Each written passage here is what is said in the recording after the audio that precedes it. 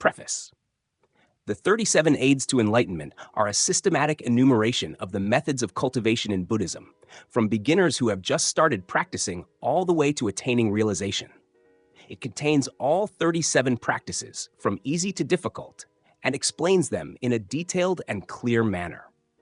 Therefore, this discourse is called the 37 Factors of Enlightenment, meaning the 37 methods of practice that help practitioners attain realization.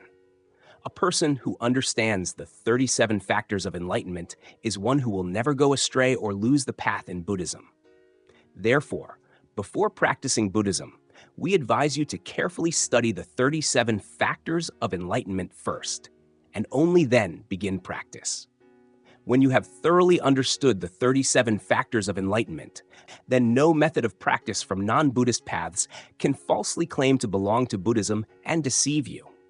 Outside these 37 factors of enlightenment, in Buddhism there is no other method of practice. If there's any method outside these 37 methods, then it is a method of non-Buddhist paths. This is a certainty that the Buddha determined in exactly this way, because the methods of non-Buddhist paths never contain any method similar to those within these 37 aids to enlightenment. Please examine again the Pure Land method belonging to the Northern tradition, which teaches cultivation by collecting the mind and focusing exclusively on reciting the holy name of Amitabha Buddha. Amitabha Buddha is an imagined Buddha of Mahayana. Amitabha Buddha is not real. Therefore, when recitation reaches one-pointed concentration, that means consciousness is suppressed so that no thoughts arise, and thus the faculty of imagination becomes active, causing the reciter to immediately see the realm of the Western Pure Land. Zen also imitates Buddha recitation in order to attain one-pointed concentration. When one-pointed concentration is reached, consciousness no longer gives rise to imagined thoughts, and thus Zen calls this meditative absorption. When imagined thoughts no longer arise, it is immediately called meditative absorption. Such meditative absorption is only the meditative absorption of non-Buddhist paths, whereas Buddhist meditative absorption is not like that. When a person practices according to Buddhism, one must practice abandoning sensual desire, abandoning unwholesome states, and pass through the practices of the 4 right efforts and the 4 foundations of mindfulness. When the mind of the 4 foundations of mindfulness is attained, only then does one possess the 4 bases of spiritual power. When one possesses the 4 bases of spiritual power, only then does one have sufficient ability to enter the 4 noble absorptions. But if one has not yet attained the 4 bases of spiritual power and enters meditative absorption, then that is the meditative absorption of Chinese Zen. After more than 10 years of practicing these methods, we attained one-pointed concentration continuously from day to day. But when coming out of it and examining our mind again, greed, anger, delusion, conceit, and doubt still remained. Knowing this clearly, we abandoned the practice and practiced no further. While studying the 37 factors of enlightenment, we saw that Mahayana and Zen had no method of practice resembling the Buddha's 37 practices. Therefore, we immediately understood that the patriarchs of the developed schools created methods of practice through imaginative interpretation to suppress consciousness and eliminate imagined thoughts. On the contrary, the Buddha taught, mind leads all phenomena. Mind is master. Mind creates. Buddhism does not destroy consciousness, but instead uses consciousness to develop the power of the 4 bases of spiritual power. Only through the power of the 4 bases of spiritual power can one master birth, aging, sickness, and death. Therefore, Chinese Zen Buddhism teaches, seeing one's nature and becoming Buddha, not thinking good nor thinking evil, and the original face appears before oneself. Knowing delusion and not following it, or knowing delusion and immediately letting go. Herding the ox, investigating the phrase head, investigating koans, arousing the state of doubt, etc. These practices are not taught by the Buddha in the early Buddhist scriptures, yet the Chinese patriarchs dared to falsely claim that they were spoken by the Buddha. Theravada Buddhism in Myanmar teaches the practice of insight meditation by means of collecting the mind on the rising and falling of the abdomen. Tibetan Vajrayana Buddhism, whose lamas teach the recitation of mantras to suppress the mind so that the faculty of imagination becomes active and rainbow manifestations appear, is also a method of deceiving Buddhist followers. Comparing all of these methods with the Buddha's 37 factors of enlightenment, we do not see any method that resembles the method of Buddhism at all. Therefore, we affirm that these methods are not of Buddhism, and this determination is correct and without error. These methods all belong to false religions and non-Buddhist paths. Please take note. Therefore, the religious schools established by Chinese patriarchs simply take their methods of imaginative interpretation and attach the label of Buddhism in order to deceive followers. For beginners entering the path, such as you Buddhist followers, how could you understand which methods belong to Buddhism and which belong to the patriarchs? Therefore, it is very easy to go astray because of the deception of the Chinese patriarchs. In doing this, the patriarchs overlooked and forgot to study the 37 factors of enlightenment of Buddhism. So when Buddhist followers thoroughly understand this teaching, the patriarchs lose the trust of their followers. For this reason, we no longer believe in the later developed scriptures. The patriarchs followed the old path of imaginative interpretation established by their former masters and created a falsehood beyond human imagination. They claimed that Buddhism has 84,000 methods of practice. Even if all the methods of all religions on this planet were gathered together, there would not be as many as 1,000 methods of practice, let alone 84,000. The error of the Chinese Zen patriarchs was that they deliberately established methods of practice and then assigned them to Buddhism, assuming no one would challenge them. But the 37 factors of enlightenment have determined that Buddhism has 37 methods of practice and no more.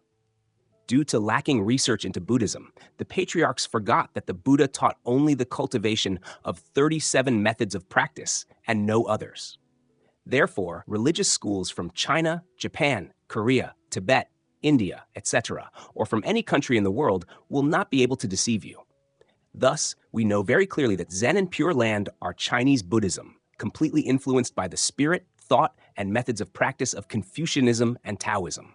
Therefore, Chinese Buddhism is also not pure Buddhism. But viewed from the perspective of Confucianism, Confucianism is also not pure Confucianism, and Taoism is the same. It is also not pure Taoism. Therefore, Buddhism transmitted into China when influenced by Confucianism was called Mahayana. When influenced by Taoism, it was called Supreme Vehicle. Thus, the methods of practice of these sects are not those of Orthodox Buddhism, because they have become mixed with Confucianism and Taoism of China. From the time Chinese Buddhism was transmitted into Vietnam until now, there has not been a single venerable who mastered birth, aging, sickness, and death as the Buddha did. Usually you die in sickness and suffering. When understanding this, if we wish to practice according to Buddhism, then we must study the early Buddhist scriptures translated into Vietnamese by Venerable Min Chao. Elder Thich Dong Lak respectfully recorded, Summary chart of the 37 factors of enlightenment. The 37 factors of enlightenment include, in order of cultivation, from lower practices to higher practices as follows. 5 faculties include 1 eye faculty, 2 ear faculty, 3 nose faculty, 4 tongue faculty, 5 body faculty. 2 5 powers include 1 faith power, 2 energy power, 3 mindfulness power, 4 concentration power, 5 wisdom power. 4 immeasurable states include 1 immeasurable loving kindness, 2 immeasurable compassion, 3 immeasurable joy, 4 immeasurable equanimity. 4 unshakable recollections include 1 recollection of Buddha, 2 recollection of Dhamma, 3 recollection of Sangha, 4 recollection of virtue V. 4 right efforts include 1 prevent evil, 2 eliminate unwholesome states, 3 generate wholesome states, 4 increase wholesome states.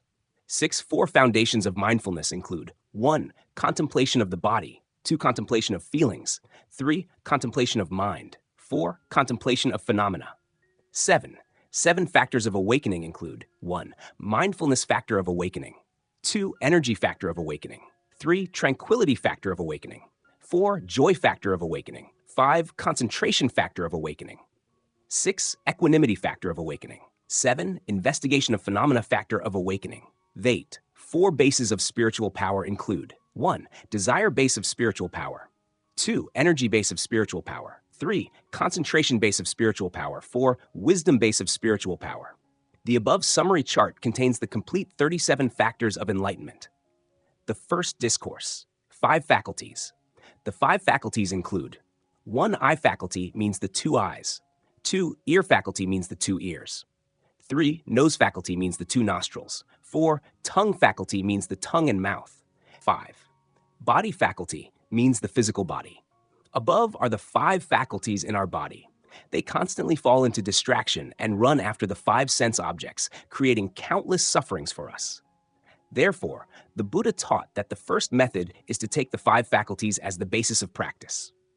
For a person who has just entered Buddhism, if one does not practice the 5 faculties, then one is practicing incorrectly. A beginner who concerns himself with practicing sitting meditation and entering concentration does not understand the method of practice.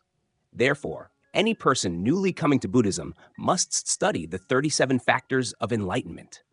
These 37 methods of practice are also recorded in the early Buddhist scriptures and have been preserved until today. In summary, the method of practice of the 5 faculties is the method of solitary dwelling. This is the method for protecting and guarding. 1. The 2 eyes. 2. The 2 ears. 3. The 2 nostrils. 4. The mouth. 5. The body. If one wishes to protect and keep these 5 faculties pure, one should not fall into distraction. If one wants the mind not to fall into distraction, one must live alone. Living alone is the method of practice of the 5 faculties. Through living alone, the 5 faculties do not come into contact with external conditions, which Buddhist scriptures call the 5 sense objects. Here the text uses 5 faculties, therefore it uses 5 sense objects. Where 6 faculties are used, 6 sense objects are used. The 5 sense objects include: 1. Form means appearance and shape of all things in the universe, such as plants, earth, stones, mountains, rivers, large or small animals, and human beings. 2. Sound means sounds, speech, cries, weeping, groaning, shouting, or screaming, etc. 3. Smell means fragrance, foul odors, strong perfumes, or unpleasant smells. 4. Taste means flavors such as sweet, rich, spicy, bitter, salty, and bland. 5. Touch means contact, touching, feeling, and massaging. When one wishes to live alone completely, one must use the method of appropriate attention, constantly directing attention to draw the faculties inward into the body as follows. 1. The eyes must look inward into the body. 2. The ears must listen inward into the body. 3. The nose must smell the odors within the body. 4. The tongue must taste spicy, bitter, sweet, rich, salty, and bland flavors within the body. 5. The body must feel heat, cold, coolness, pain, and aches within the body. And finally, direct attention. 5 faculties must not look, hear, smell, taste, or feel the 5 external sense objects, but instead turn inward to look, hear, smell, taste, and feel within the body. That is the method of practice for preserving the conduct of solitary dwelling, living without mental scattering and without distraction. If anyone enters the monastery and does not preserve the conduct of solitary dwelling completely, then they should ask to return home and practice again within the family. Whenever one can live in solitary dwelling, then one should request entry into the monastery for practice. If one still cannot live in solitary dwelling, then one should remain with the family and practice the method of letting go of the mind, abandoning sensual desire, abandoning unwholesome states. Solitary dwelling is the method for guarding the 5 faculties, as we have explained above. This method of practice of solitary dwelling is very important. Observing which monastics preserve the conduct of solitary dwelling completely shows that they are practitioners achieving good results. As for those who break the conduct of solitary dwelling, we immediately know they cannot practice successfully. Therefore, it is better for them to return and live a moral and humane life according to the law of cause and effect within the family, which is more beneficial to themselves and to others. Beginning the practice of the method of the 5 faculties means one must live in solitary dwelling. Thus, one immediately knows whether a person can practice or cannot practice. If one can live in solitary dwelling, one can practice. If one cannot live in solitary dwelling, one cannot practice. In the monastery, the majority of monastics and lay practitioners fail at this first stage of practice of guarding the 5 faculties. The second discourse, 5 powers. The 5 powers include 1. Faith power, 2. Energy power, 3. Mindfulness power, 4. Concentration power, 5. Wisdom power. When practicing the method of the 5 faculties above, that is, using consciousness to preserve the purity of the eyes, ears, nose, mouth, and body, and not allowing the 5 faculties to run after the 5 sense objects, then we attain 5 results, which are the 5 powers. The 5 powers are the second method recorded and preserved in the early Buddhist scriptures until today. In summary of the practice of the 5 powers, first of all, if we wish to cultivate faith power, we must understand its meaning clearly. Faith power means deep faith in Buddha's teaching that never changes, unwavering faith, so that even if anyone opposes or criticizes Buddhism, we never listen and never change our heart or our mind, but only know to believe in the Buddha's teaching. To obtain such faith, then we must be born in the same era as the Buddha's appearance, or we must be born as a human being who encounters one who has attained realization and who has also mastered birth, aging, sickness, and death like the Buddha. That is the necessary condition for creating faith power. Without this condition, whether we wish it or not, our faith cannot be strong and will only be shallow belief. A person lacking sufficient faith, even if practicing correctly according to the Buddha's method, only practices superficially, often breaks the conduct of solitary dwelling, and goes from one person to another talking. These people manifest as Marapapiyas within Buddhism, constantly going from one practitioner's hut to another practitioner's hut, causing everyone to be unable to practice. When seeing these kinds of Marapapiyas, venerable monks and nuns should close the door of their huts and avoid contact, should not stay near them, but should keep far away. Keep far away from these people as one keeps far away from infectious germs. If within the community there is only one Marapapiyas, then the community must be careful. When seeing the appearance of that demon, one should tightly close the hut door and sit in meditation, collecting the mind in unmoving mind, in order to overcome this species of demons and ghosts. These actions of keeping far away from Marapapiyas express one's faith in Buddha's teaching as unshakable.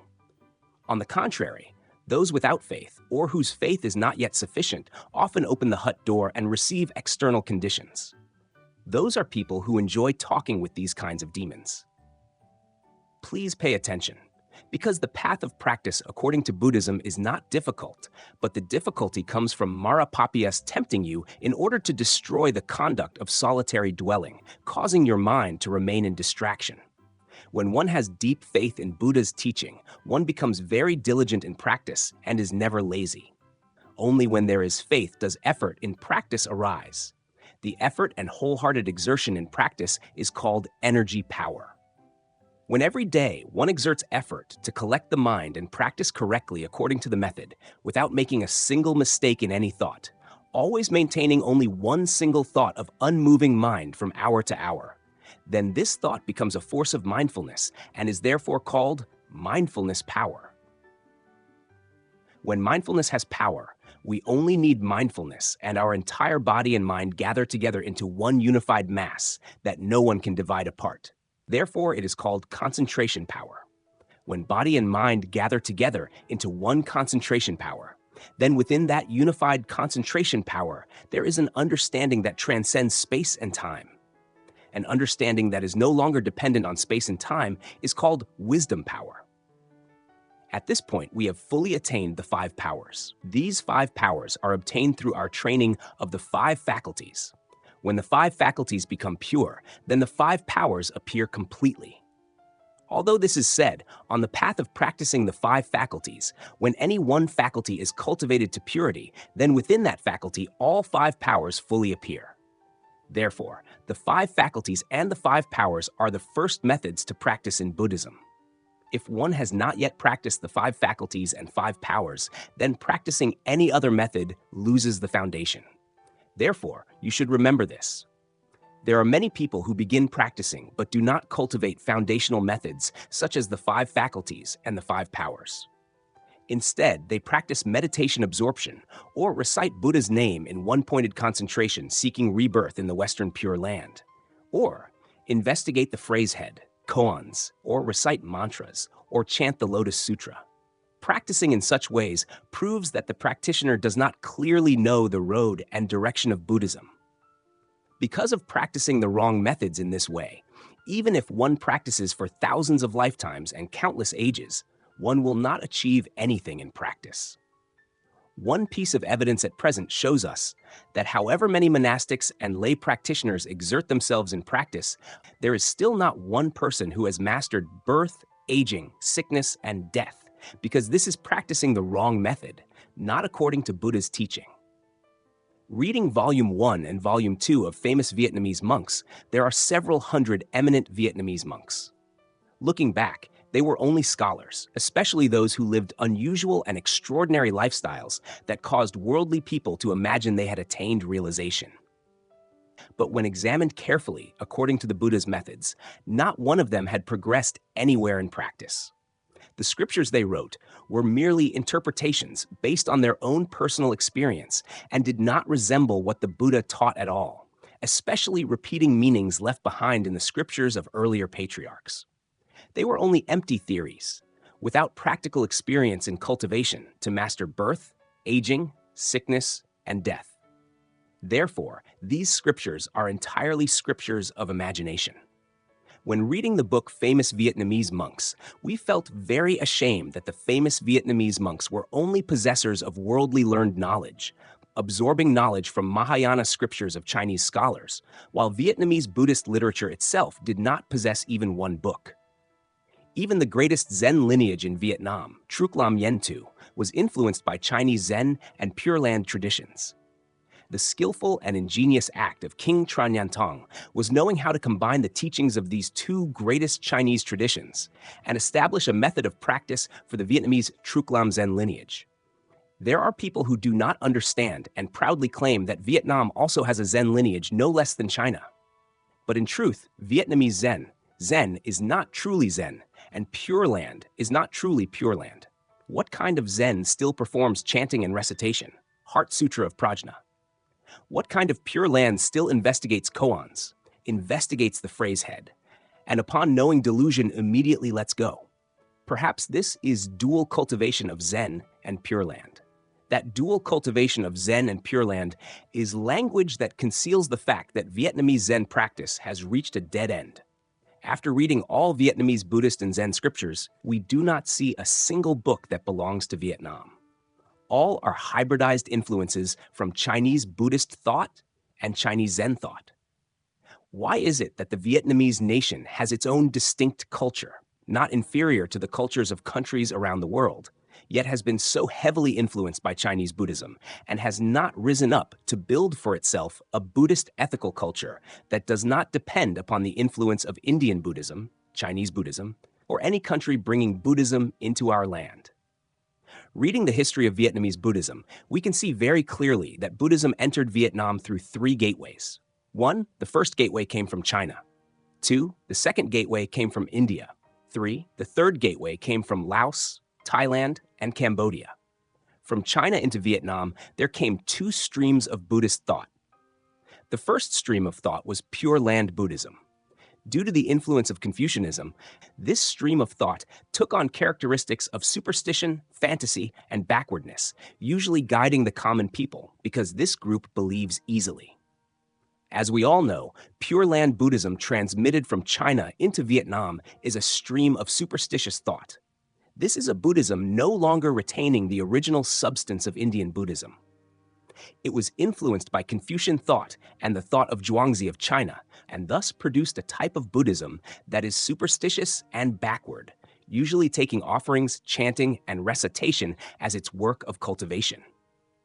Therefore, when there is illness or misfortune, sutras are chanted to pray for peace. If someone dies and funeral rites are held, then sutras are recited to pray for deliverance.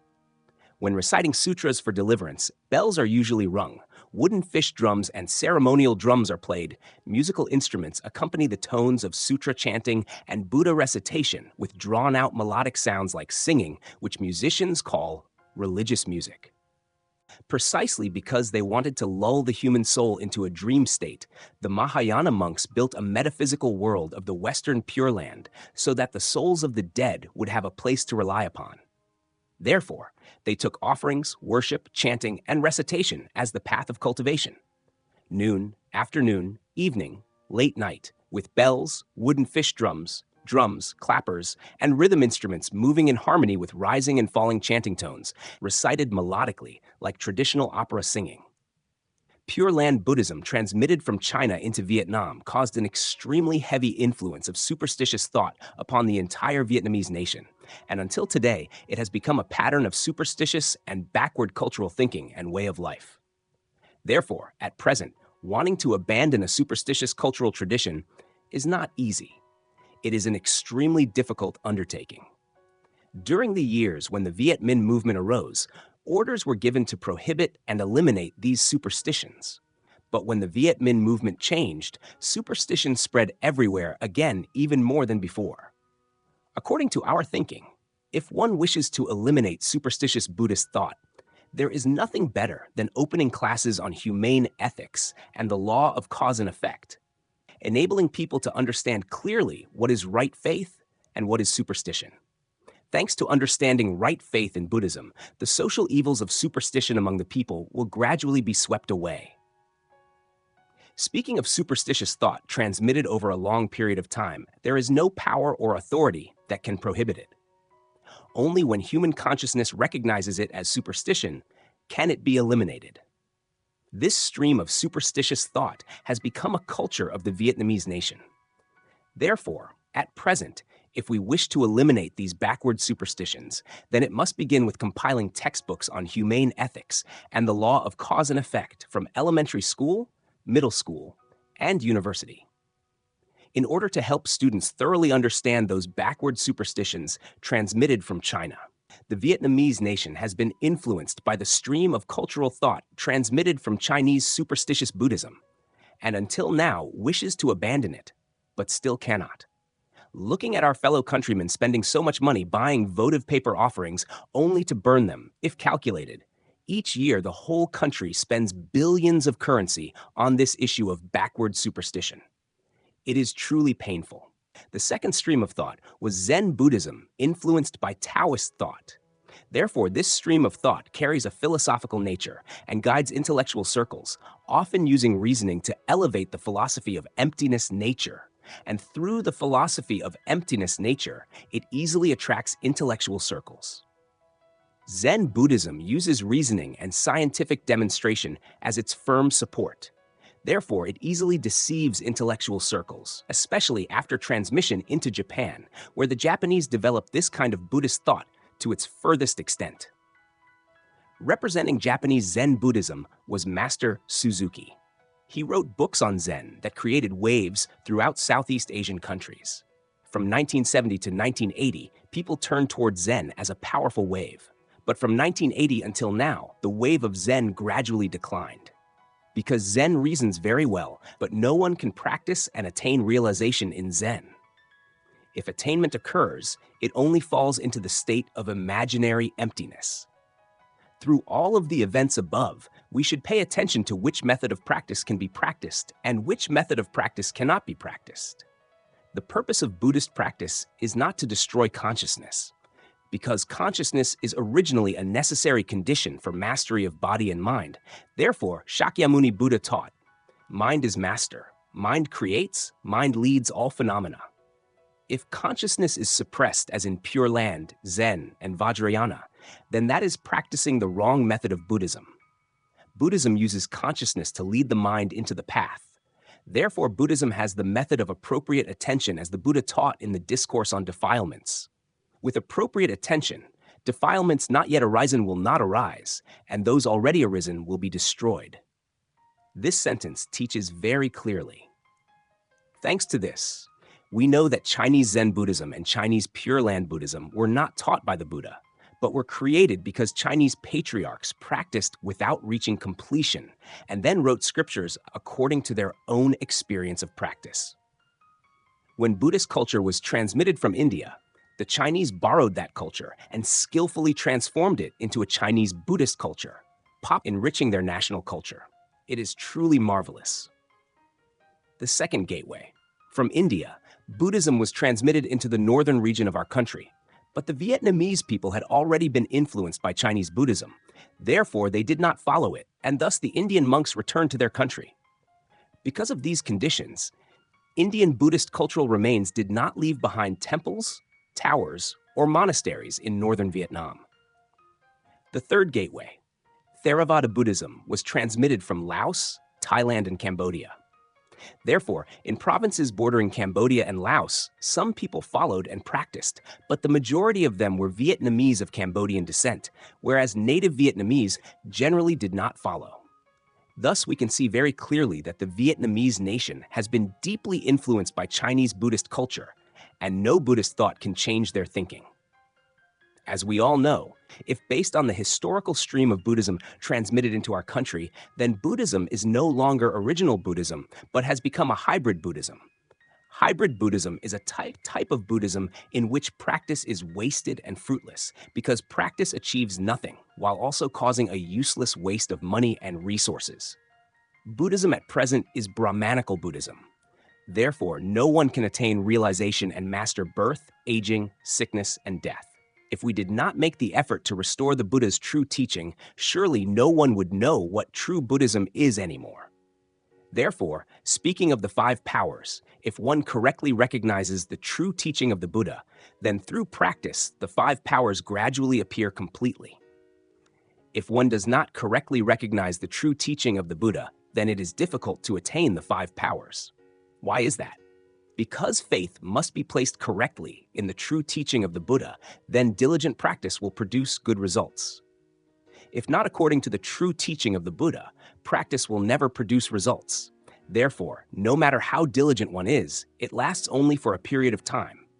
True diligence comes from obtaining results in practice. If practice produces no results, there is no way diligence can continue. Is that not so, everyone? When diligently practicing correctly according to the method, then mindfulness power appears in the present. When mindfulness power remains present from hour to hour, then that is concentration power. When concentration power abides in our mind for 7 days and nights, then the mind becomes very pure, like clear lake water. Therefore, all events of the past or future, whenever we wish to know, they appear very clearly. Thus, the term in Buddhist scriptures calls this wisdom power. At this point, our path of practice has become complete. The mind always remains unmoving. Because of this unmoving state, the practitioner masters life and death as easily as turning over one's hand. Although there are 37 factors of enlightenment, one should not necessarily practice sequentially according to the methods. Rather, one should choose whichever method matches one's own characteristics and practice that method to attain realization. It is not necessary to practice all 37 methods of practice. Therefore, when entering practice, we should choose the method of guarding the 6 faculties, then hold firmly to the truth of cessation, and embrace the method of the 5 powers in practice. When wisdom power appears, then we succeed. If we do not choose the 5 faculties and 5 powers for practice, then we should choose the method of practice of the 4 immeasurable states. This is the third method of Buddhism among the 37 methods of practice.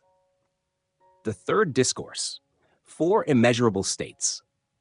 The 4 immeasurable states include 1. Immeasurable loving-kindness, 2. Immeasurable compassion, 3. Immeasurable joy, 4. Immeasurable equanimity. Above are the 4 methods of the 4 immeasurable states, the third method of Buddhism within the 37 factors of enlightenment. Practicing these 4 methods helps our mind expand love toward all beings. Thanks to that love, no unwholesome state can affect our body and mind.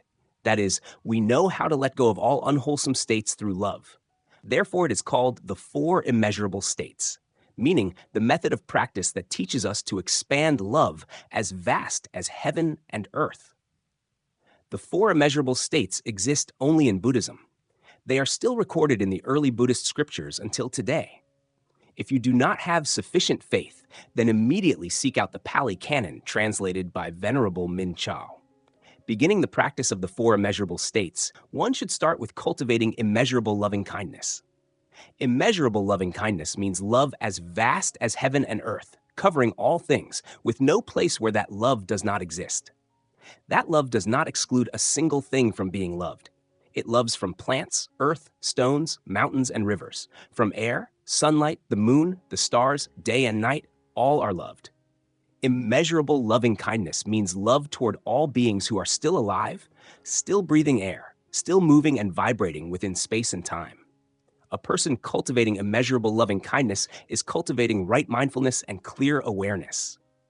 Thanks to clear awareness, we are able to realize immeasurable loving kindness. Thanks to immeasurable loving kindness, we are able to let go of all unwholesome states easily. When immeasurable loving kindness is realized, then at the same time, immeasurable compassion, immeasurable joy, and immeasurable equanimity also arise together. The four immeasurable states are said to be four methods, yet when one method is cultivated to completion, the other three all appear fully as well. This is called a cluster of methods.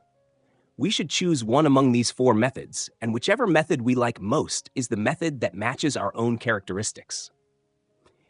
If we have affinity with the method of immeasurable loving kindness, then practice becomes very enjoyable, and results are attained immediately. If we practice and do not obtain results, that means we do not have affinity with this method. Then we should change our method of practice. We should move to practicing the method of Buddha recollection of the four unshakable recollections.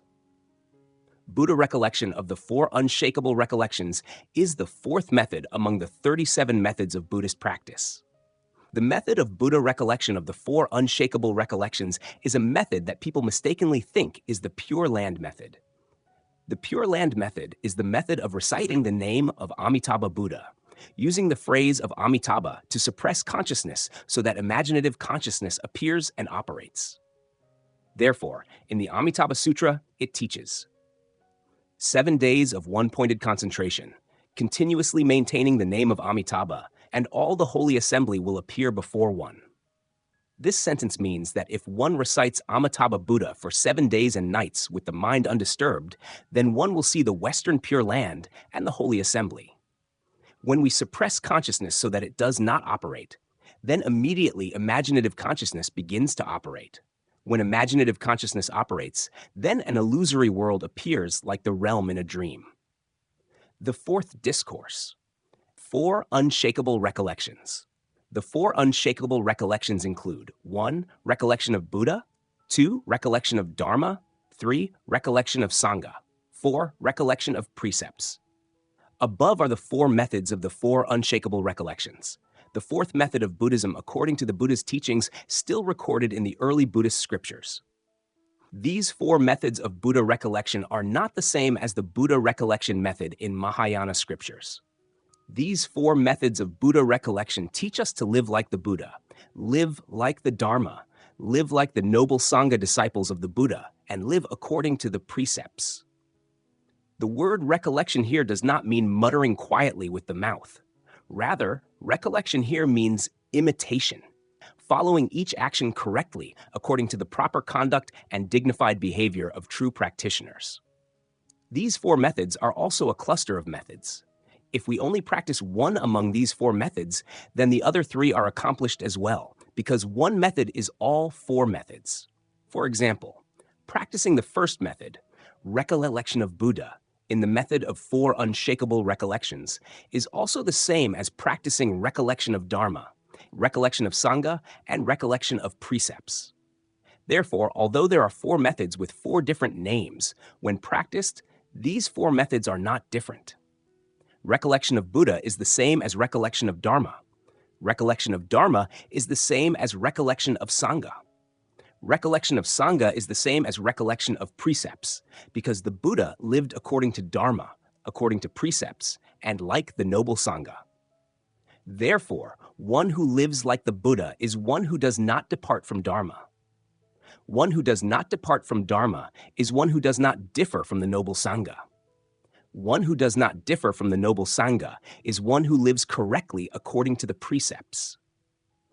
If one wishes to practice the method of Buddha recollection of the four unshakable recollections, then only practice the single method of recollection of Buddha and accomplish all four methods: recollection of Buddha, recollection of Dharma, recollection of Sangha, and recollection of precepts.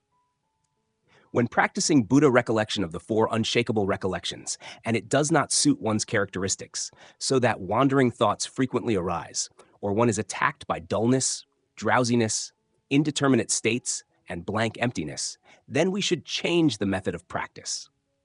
When changing the method of practice, then we immediately practice the method of the 4 right efforts. Although the method of the 4 right efforts has 4 methods of practice, in truth, only one method is practiced. Below is the method of practicing the 4 right efforts. The method of the 4 right efforts is the 5th method in the 37 factors of enlightenment of Buddhism. The 5th discourse, 4 right efforts.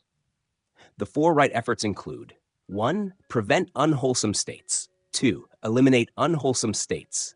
3. Generate wholesome states. 4. Increase wholesome states. Above are the 4 methods of practice of the 4 right efforts. The method of the 4 right efforts is the 5th method of Buddhism, according to the teachings of the Buddha still recorded in the early Buddhist scriptures. These 4 methods are very important in practicing according to Buddhism. This is a method that helps Buddhist practitioners live daily in wholesome states and live in the unmoving mind. Everyone knows that the purpose of Buddhism is to live in the unmoving mind, to make the mind unmoving. Then every second, every minute, every hour, every day, we must diligently practice preventing unwholesome states. Preventing unwholesome states means preventing each thought of greed, anger, delusion, pride, and doubt. When a thought arises in the mind, immediately use the method of appropriate attention to make that thought stop and disappear. When that thought stops and disappears, it leaves behind a short period of unmoving mind. Then another thought arises. When another thought arises like that, we again apply attention to stop that thought. That thought then stops and disappears, and at that time leaves our mind in the unmoving state for another short period.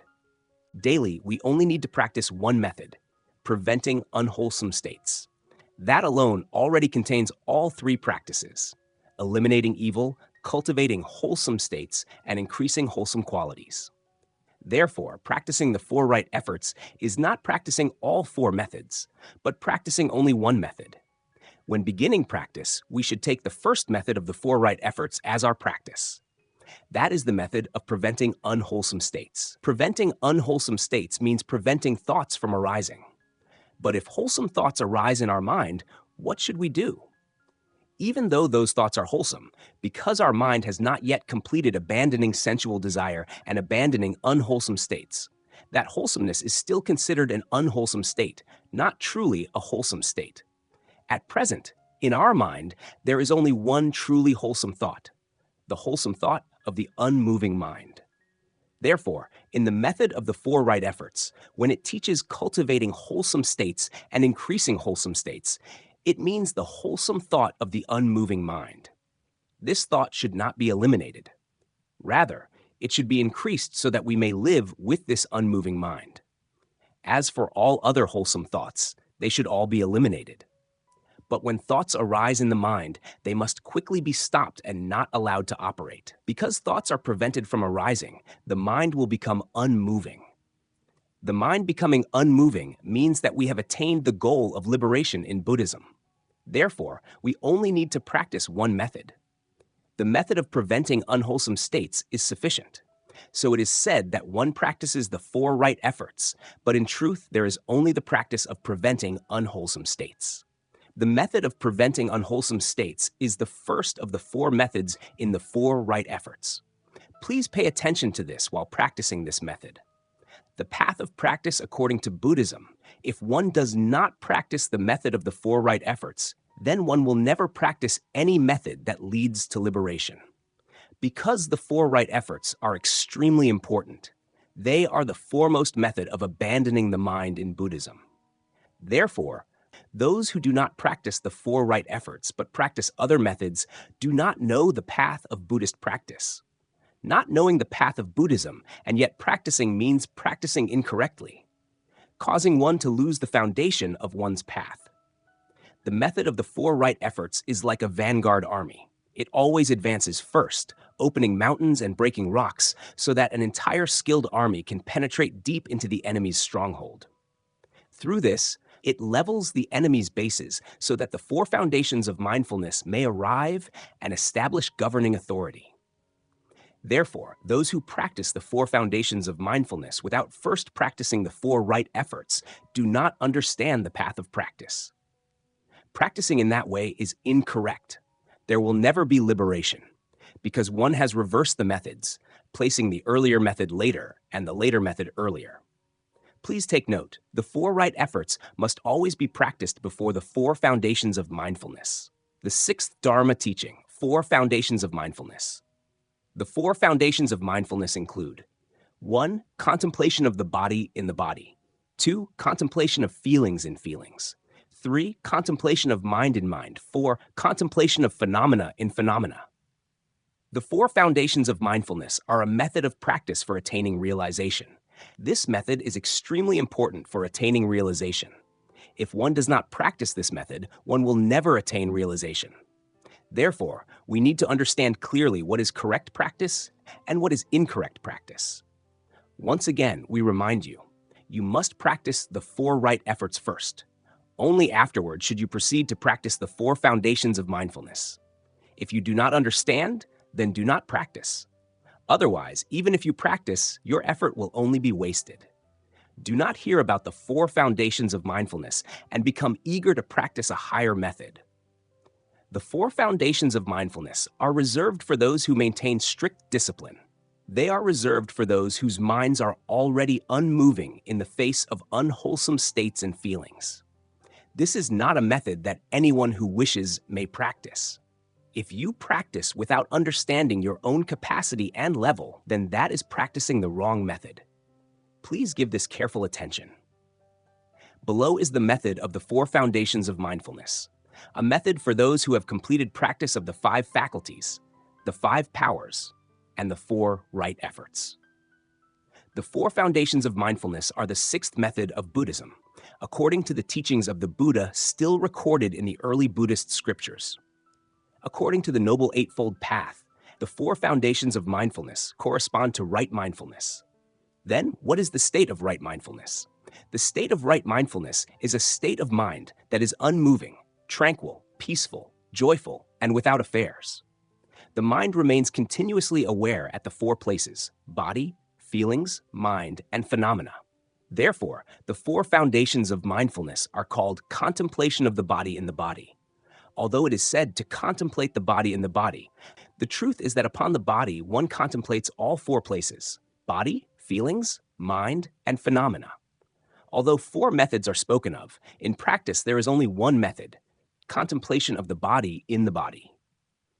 The four foundations of mindfulness are the final method for collecting and maintaining the unmoving mind in Buddhism, because one who lives with the unmoving mind has already attained realization.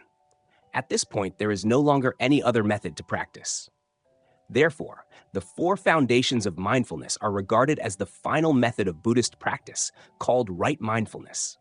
Here, all capacities of mastery over body and mind will appear upon the ground of unmovingness. The seven factors of awakening will also appear fully within this unmoving mind. Therefore, do not rush to practice the four foundations of mindfulness. Instead, examine whether your mind has already become unmoving. If the mind is unmoving, then practice the four foundations of mindfulness. If not, then return to practice the four right efforts. The seventh Dharma teaching, the seven factors of awakening. The seven factors of awakening include 1. Mindfulness. Factor of awakening. 2. Energy factor of awakening. 3. Tranquility factor of awakening. 4. Joy factor of awakening. 5. Concentration factor of awakening. 6. Equanimity factor of awakening. 7. Investigation of Dhammas factor of awakening. Above are the seven factors of the seven factors of awakening, the seventh method of practice in Buddhism, according to the teachings of the Buddha still recorded in the early Buddhist scriptures. When we practice directing the mind toward the unmoving mind, and there remains only one unmoving mind from 1 hour to the next, with not a single thought entering into the place of the unmoving mind, then we have attained the mindfulness factor of awakening. The mindfulness factor of awakening is the unmoving mind on the four foundations of mindfulness, contemplation of the body in the body. Whenever we always find ourselves diligent in the state of body and mind, being unmoving on the four foundations of mindfulness, then the energy factor of awakening appears. Upon the appearance of the energy factor of awakening, if the unmoving mind appears peaceful, joyful, and light, then the tranquility factor of awakening appears. Upon the state of the tranquility factor of awakening, if there is a joyful delight, then the joy factor of awakening appears. When the state of the joy factor of awakening continues from day to day without losing this state, then the concentration factor of awakening appears. When this state of the concentration factor of awakening continues constantly throughout 7 days and nights, without a single thought entering or leaving, then that is the equanimity factor of awakening. When the equanimity factor of awakening appears, the mind completely accomplishes abandoning sensual desire and abandoning unwholesome states. At that time, the mind no longer has the 5 hindrances and the 7 fetters. When the 5 hindrances and the 7 fetters are eradicated from the root, then the investigation of Dhamma's factor of awakening appears. When the investigation of Dhamma's factor of awakening appears, then our mind fully possesses the 4 bases of spiritual power. The 8th Dharma teaching, the 4 bases of spiritual power. The 4 bases of spiritual power include 1. Concentration. Base of spiritual power. 2. Energy base of spiritual power. 3. Wisdom base of spiritual power. 4. Desire base of spiritual power. Above are the 4 methods of the 4 bases of spiritual power. This method of practice is the 8th method of Buddhism, according to the teachings of the Buddha still recorded in the early Buddhist scriptures. Altogether, all methods of Buddhist practice total exactly 37 methods of practice. Outside these 37 methods, to fully accomplish the program of the Noble Eightfold Path, there are no other methods of practice. Please take note. Do not allow non-Buddhist teachings to deceive you. Buddhism has only these 37 methods of practice. There are no others. If there are methods outside these 37 methods, then they are methods of non-Buddhist teachings. Therefore, Buddhism has its own methods of practice, which non-Buddhist teachings never possess. Thus, non-Buddhist teachings cannot falsely claim that their methods are methods of Buddhism. Mahayana scriptures and Zen scriptures wish to claim that these scriptures were spoken by the Buddha, but they cannot do so. Therefore, Mahayana and Zen devised a way to deceive followers by constructing pages of Zen lineage history with 33 Zen patriarchs of India and China. Mahayana scriptures and Zen scriptures act contrary to the Buddha's final instruction before entering nirvana. Monks, after I enter final cessation, you monks should take my precepts and teaching, 4 foundations of mindfulness, as your teacher, as your firm refuge. Do not rely upon anything else. Do not take anyone as teacher. How can later scriptures deceive anyone when the early Buddhist scriptures still preserve that final instruction? The Buddha's 37 methods of practice are still there. Do you see how the face of deception is exposed? You also know that the later Mahayana scriptures and the supreme vehicle scriptures of Chinese Zen intentionally claimed to be spoken by the Buddha. Therefore, they placed the Agama scriptures, the teachings of the Buddha, into the category of lesser vehicle in order to deceive everyone. But when reading the original Nikaya scriptures of the Buddha, one realizes that Mahayana and the supreme vehicle are scriptures of Chinese Buddhism, strongly influenced by Confucianism and Taoism. Therefore, later scriptures and supreme vehicle scriptures are no longer original Buddhism. Later scriptures and supreme vehicle scriptures, through practice, can never gain mastery over birth, aging, sickness, and death. Therefore, these scriptures never dare to address the practice of mastering birth and death and ending samsara. The 9th Dharma teaching. On what basis do we know that the 37 aids to awakening belong to Buddhism? On what basis do we conclude that these 37 methods of practice were taught by the Buddha Shakyamuni? From the early Buddhist scriptures. Please study the Nikaya collection translated from Pali into Vietnamese by Venerable Min Chao. Especially, we rely on the discourse food in the Nikaya scriptures to explain this clearly. Therefore, let us listen to the Buddha's teaching. Monks, what is the food for clear liberation? Threefold knowledge, the 7 factors of awakening. That is how one should answer. Clear liberation means the threefold knowledge. 1. Knowledge of past lives. 2. Divine eye knowledge. 3. Knowledge of the ending of defilements. Knowledge of past lives is a transcendent wisdom of Buddhism. Whoever practices and attains this wisdom can look into the past and clearly know many lives and many existences of oneself and of other people. One knows in which country, which village, which commune, which district, which province one was born in previous lives, what one's name and family name were, whether poor or rich. All is known very clearly. Through this wisdom, one knows that a person dies here and is born there. There is no soul descending into hell or ascending to heaven for rebirth, nor remaining with descendants for 49 days to receive ceremonies and offerings before being reborn into another existence. Those are imaginations of religions that remain backward and superstitious. Divine eye knowledge is the second wisdom. It observes space and the universe, and there is nowhere that it does not see. There is not a single thing in space and the universe that it overlooks, even if that thing is as small as a particle of dust. In the past, the Buddha used divine eye knowledge to look into a cup of water and declared that within the cup of water there were innumerable living beings. At that time, very few believed it. But in the age of science, with microscopes and telescopes, they say that the Buddha did not speak incorrectly. Knowledge of the ending of defilements is the third wisdom. It penetrates all things and all phenomena in this world. There is no phenomenon that is permanent. Everything is impermanence. There is no phenomenon that is me, mine, or myself. Things merely arise through the coming together of conditions. Then all phenomena also follow the dispersal of conditions, and all things and all phenomena disintegrate. There is no almighty being that creates, and there is no satanic being that destroys all things.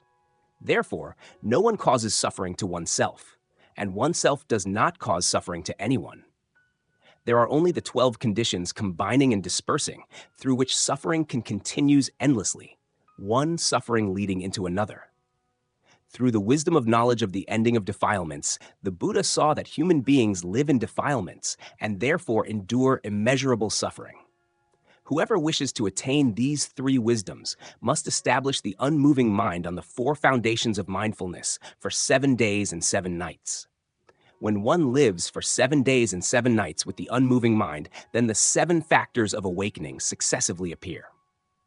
7 factors of awakening. 1. Mindfulness. Factor of awakening. 2. Energy factor of awakening. 3. Tranquility factor of awakening. 4. Joy factor of awakening. 5. Concentration factor of awakening. 6. Equanimity factor of awakening. 7. Investigation of Dhamma's factor of awakening. When the 7 factors of awakening fully appear, then we fully possess the 4 bases of spiritual power. 1. Energy base of spiritual power. 2. Concentration base of spiritual power. 3. Wisdom base of spiritual power. 4. Desire base of spiritual power. Only when one has the 4 bases of spiritual power can one enter the 4 noble concentrations. If one does not yet have the 4 bases of spiritual power, one can never enter the 4 noble concentrations. Therefore, whoever speaks of entering meditation for 7 or 8 days, or 6 or 7 months, is entering imagined concentration. Therefore, when anyone speaks about meditation, but does not speak according to the Buddha's teachings, we immediately know that they are people influenced by meditation methods of non-Buddhist teachings. Otherwise, they are people who study scriptures and then speak, and we immediately know that they live in imagined views, not knowing any method of entering meditative concentration at all. As the Buddha taught, only when we attain realization through practice do we dare teach others to practice. If we have not attained realization, then we should not teach. If we teach, we will lead others onto the path of imagined meditation. Just as at present, monks and teachers from southern and northern traditions, their own practice is unfinished, yet they teach others to practice. Thus, teacher and disciples practice meditation and end up entering hospitals for treatment. It is truly extremely shameful. A meditation master teaches people that meditation must master illness. Then what kind of meditation master dies from cancer, like the nun meditation master Ayakema? The meditation master wrote 25 works about meditation and Buddhism, but the death of the meditation master means the meditation master's books no longer have value. Because meditation that still has illness is meditation of non-Buddhist teachings. If anyone practices according to the correct method of the Buddha, the unmoving mind on the 4 foundations of mindfulness as taught above, Then by entering from the first meditation to the fourth meditation, all pain and illness in the body are expelled from the body. And precisely the fourth meditation is the method of practice for mastering life and death. Meaning, when a practitioner enters the fourth meditation, one can still the breathing. Through that, whenever one wishes to live or die, one is completely at ease. If one wishes to die, death occurs immediately. Only such meditative concentration is truly the meditative concentration of Buddhism. Looking from east to west, there have been countless meditation masters. One was struck and killed by a vehicle. Another entered a hospital and then died. The illnesses of those meditation masters all belong to the category of incurable diseases. When becoming meditation masters teaching the Dharma, Buddhist followers offer delicious and nourishing foods. The more delicious and nourishing, the more poisonous. Therefore, because they like eating delicious and nourishing foods, there is not one who escapes incurable diseases. Buddhism teaches abandoning sensual desire and abandoning unwholesome states. Yet meditation masters still like eating delicious and nourishing foods and still claim this is Buddhist meditation. How could Buddhism have such a kind of meditation? Their practice has barely gathered the mind, yet they go and teach others to practice. Truly, they are people hungry for fame, wanting themselves to become teachers of the world. Truly deserving of criticism. If one wishes to become a teacher guiding others in practice, one must possess the full 7 powers of awakening. If one does not yet possess them, then one should remain silent and focus on practicing to save oneself from the sea of suffering. That is the only thing you should do. Do not think about anyone else. Think about yourself. If one wishes to practice and attain the 7 powers of awakening, one must understand which method of practice gives rise to the 7 powers of awakening. It is not by practicing directly on the method of the 7 factors of awakening that one attains the 7 factors of awakening. You should remember well the teaching on food. If you do not know which method gives rise to the 7 powers of awakening, then listen to the Buddha's teaching. Monks, what is the food for the powers of the 7 factors of awakening, the 4 foundations of mindfulness? That is how one should answer. According to the Buddha's teaching above, the 4 foundations of mindfulness are the method of practice that gives rise to the 7 powers of awakening. So how should one practice the 4 foundations of mindfulness? 4 foundations of mindfulness. 1. Contemplation of the body in the body. 2. Contemplation of feelings in feelings. 3. Contemplation of mind in mind. 4. Contemplation of phenomena in phenomena. So what is contemplation of the body in the body? Contemplation of the body in the body means using the eyes to see, the ears to listen, feeling contact, and using consciousness to observe directly upon the body. If there is pain or aching anywhere in the body, one immediately knows. When the body walks, know the body is walking. When the body sits, know the body is sitting. When the body lies down, know the body is lying down. When the body stands, know the body is standing, and so on. Whatever the body does, one knows. When the body eats, know the body is eating. When the body sleeps, know the body is sleeping. When the body sweeps the yard, know the body is sweeping the yard. When the body picks vegetables, know the body is picking vegetables. When the body sits still, know the body is sitting still.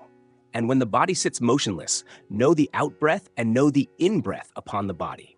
All actions are regarded as contemplation of the body in the body. Even contemplating the out-breath and the in-breath is precisely contemplation of the body in the body. Although it is said contemplation of the body in the body, in truth one is contemplating 4 places: body, feelings, mind, and phenomena. Because knowing the body is knowing feelings. Knowing feelings is knowing mind. Knowing mind is knowing phenomena. Knowing phenomena is knowing body. Therefore, on the 4 foundations of mindfulness, when one place is known, the other places are immediately known. These 4 places are like one block. Although spoken of as 4, they are one. Contemplation of the body in the body means that the mind remains aware upon the body. Therefore, whatever happens to the body, whether great or small, the mind knows very clearly. Therefore, it is called contemplation of the body in the body. But in truth, it is contemplating the unmoving mind. If the mind remains unmoving throughout 7 days and 7 nights, then practice has attained realization. But if throughout those 7 days and 7 nights, the mind is constantly overcome by dullness, drowsiness, neutrality, and confused thoughts, then one should use the method of preventing unwholesome states and eliminating unwholesome states to eliminate these unwholesome states. If you wish to understand the method of practice, then listen to the Buddha's teaching. Monks, what is the food for the 4 foundations of mindfulness? 3 wholesome actions. That is how one should answer. That is correct. Only by using wholesome states to eliminate unwholesome states can the mind avoid suppression. According to the Buddha's teaching, what do the 3 wholesome actions mean? 3 wholesome actions. 3 wholesome actions are the 3 wholesome actions in the conduct of every person, such as 1. Speaking in gentle, soft, calm, and courteous words. Regularly speaking loving words that do not make listeners sad, do not make them angry, but bring peace and happiness. One must not speak harsh words. One must not scold others. One must not curse others. One must not speak vulgar and obscene words. One must not swear. One must not speak sarcastically into another person's face. One must not strike others. 2. Doing wholesome deeds, meaning doing everything in a way that does not cause suffering to oneself, to others, and to all living beings. 3. Thinking wholesome thoughts, meaning thinking only thoughts that do not cause suffering to oneself, to others, and to all living beings. When bodily action, verbal action, and mental action do not cause suffering to oneself, to others, and to all living beings, then the mind will become unmoving, tranquil, peaceful, joyful, and without affairs. Therefore, if one wishes the mind to become unmoving, tranquil, peaceful, joyful, and without affairs, then in contemplation of the body in the body, one must constantly examine bodily action, verbal action, and mental action. If each action brings peace to oneself and to others, then do it. If it does not bring peace to oneself, to others, and to all living beings, then one definitely must not do it. When contemplation of the body in the body alone is still not sufficient to eliminate unwholesome states, because the 6 external unwholesome states constantly enter body and mind through the 6 sense bases, causing body and mind to become disturbed, then how should we practice to support the method of contemplation of the body in the body so that it reaches completion? Therefore, let us listen to the Buddha's teaching. Monks, what is the food for the 3 wholesome actions? The restrained faculties. That is how one should answer. I remind you once again, if we practice the method of the 4 foundations of mindfulness, contemplation of the body in the body, but do not carry out the 3 wholesome actions, then we will never realize the state of the 4 foundations of mindfulness. Likewise, if we practice the 3 wholesome actions, but the faculties are not restrained, meaning there is no solitary dwelling, then the 3 wholesome actions will not succeed. That means one will never completely eliminate unwholesome states. Therefore, restraining the faculties is an important matter in the practice of the 3 wholesome actions. So how are the faculties restrained? In the human body, there are 6 faculties. 1. Eye faculty, the 2 eyes. 2. Ear faculty, the 2 ears. 3. Nose faculty, the 2 nostrils. 4. Tongue faculty, the tongue. 5. Body faculty, the body. 6. Mind faculty, the brain. Restraining the faculties means preventing the faculties from running after external objects, not allowing external objects to pull the faculties. When the faculties are not pulled by objects, when they do not run after them, then the unmoving mind appears in the present. Do you see this? It is unfortunate that when you come here to practice, everyone wishes to attain realization, yet you continually allow faculties and objects to seek each other. Then, how can realization be attained, dear friends? Life contains immeasurable suffering. All phenomena are impermanence, present today, gone tomorrow, waiting for no one. Why do you treat this lightly? What joy is there in craving conversation? What joy is there in constantly looking at what others are doing? If you wish to practice and attain realization, then diligently restrain the faculties. Only through this can realization be hoped for. If we wish restraining the faculties to bring results, then which methods of practice should we cultivate? Let us listen to the Buddha's teaching. Monks, what is the food for the restrained faculties? Right mindfulness and clear comprehension. That is how one should answer. The Buddha taught clearly, right mindfulness and clear comprehension is the method of practice for restraining the faculties. Right mindfulness and clear comprehension is a method of practice upon external bodily action and internal bodily action, meaning relying upon bodily action for practice, such as the method of bodily action. 1. Walk meditation for 10 steps or 20 steps, then stop and rest. During the resting period, focus the mind upon the breath, meaning know the out-breath and know the in-breath. When breathing out and breathing in, count 1. Then continue breathing out and breathing in, count 2. And in this way, following the breath, count up to 20 breaths. But remember, when collecting the mind upon the breath, do not allow a single thought to enter. If thoughts still enter into the breath, then reduce the number of breaths. When thoughts no longer arise, gradually increase the breaths, just as with walking meditation. Then continue walking meditation again. Practice in this way from 5 minutes to 30 minutes, then later gradually increase to 1 hour. Be careful. When stepping, the mind must remain focused. Only know the stepping. No thought should arise. Only then should one gradually increase to 1 hour. If thoughts arise, then return to the exact amount of time where there was only knowing of the stepping. That is the method of practicing right mindfulness and clear comprehension in the first stage. 2. Walk meditation also for 10 steps or 20 steps, then sit down and rest. During the sitting rest, focus the mind upon the breath, meaning know the out-breath and know the in-breath. When breathing out and breathing in, count 1. Then continue breathing out and breathing in, count 2. And in this way, following the breath, count up to 20 breaths. But remember, when collecting the mind upon the breath, do not allow a single wandering thought to enter. If wandering thoughts still enter into the breath, then reduce the number of breaths. When thoughts no longer arise, gradually increase the breaths, just as in walking meditation. The only difference from the first walking meditation practice is that breath practice here must be done sitting. After completing breath practice, continue walking meditation again. Practice in this way from 5 minutes to 30 minutes, then later gradually increase to 1 hour. Be careful. When stepping, the mind must remain focused. Only know the stepping. No thought should arise. Only then should one gradually increase to 1 hour. If thoughts arise, then return to the exact amount of time where there was only knowing of the stepping. That is the method of practicing right mindfulness and clear comprehension. Internal mindfulness of bodily action and external mindfulness of bodily action. This is the first stage of walking meditation.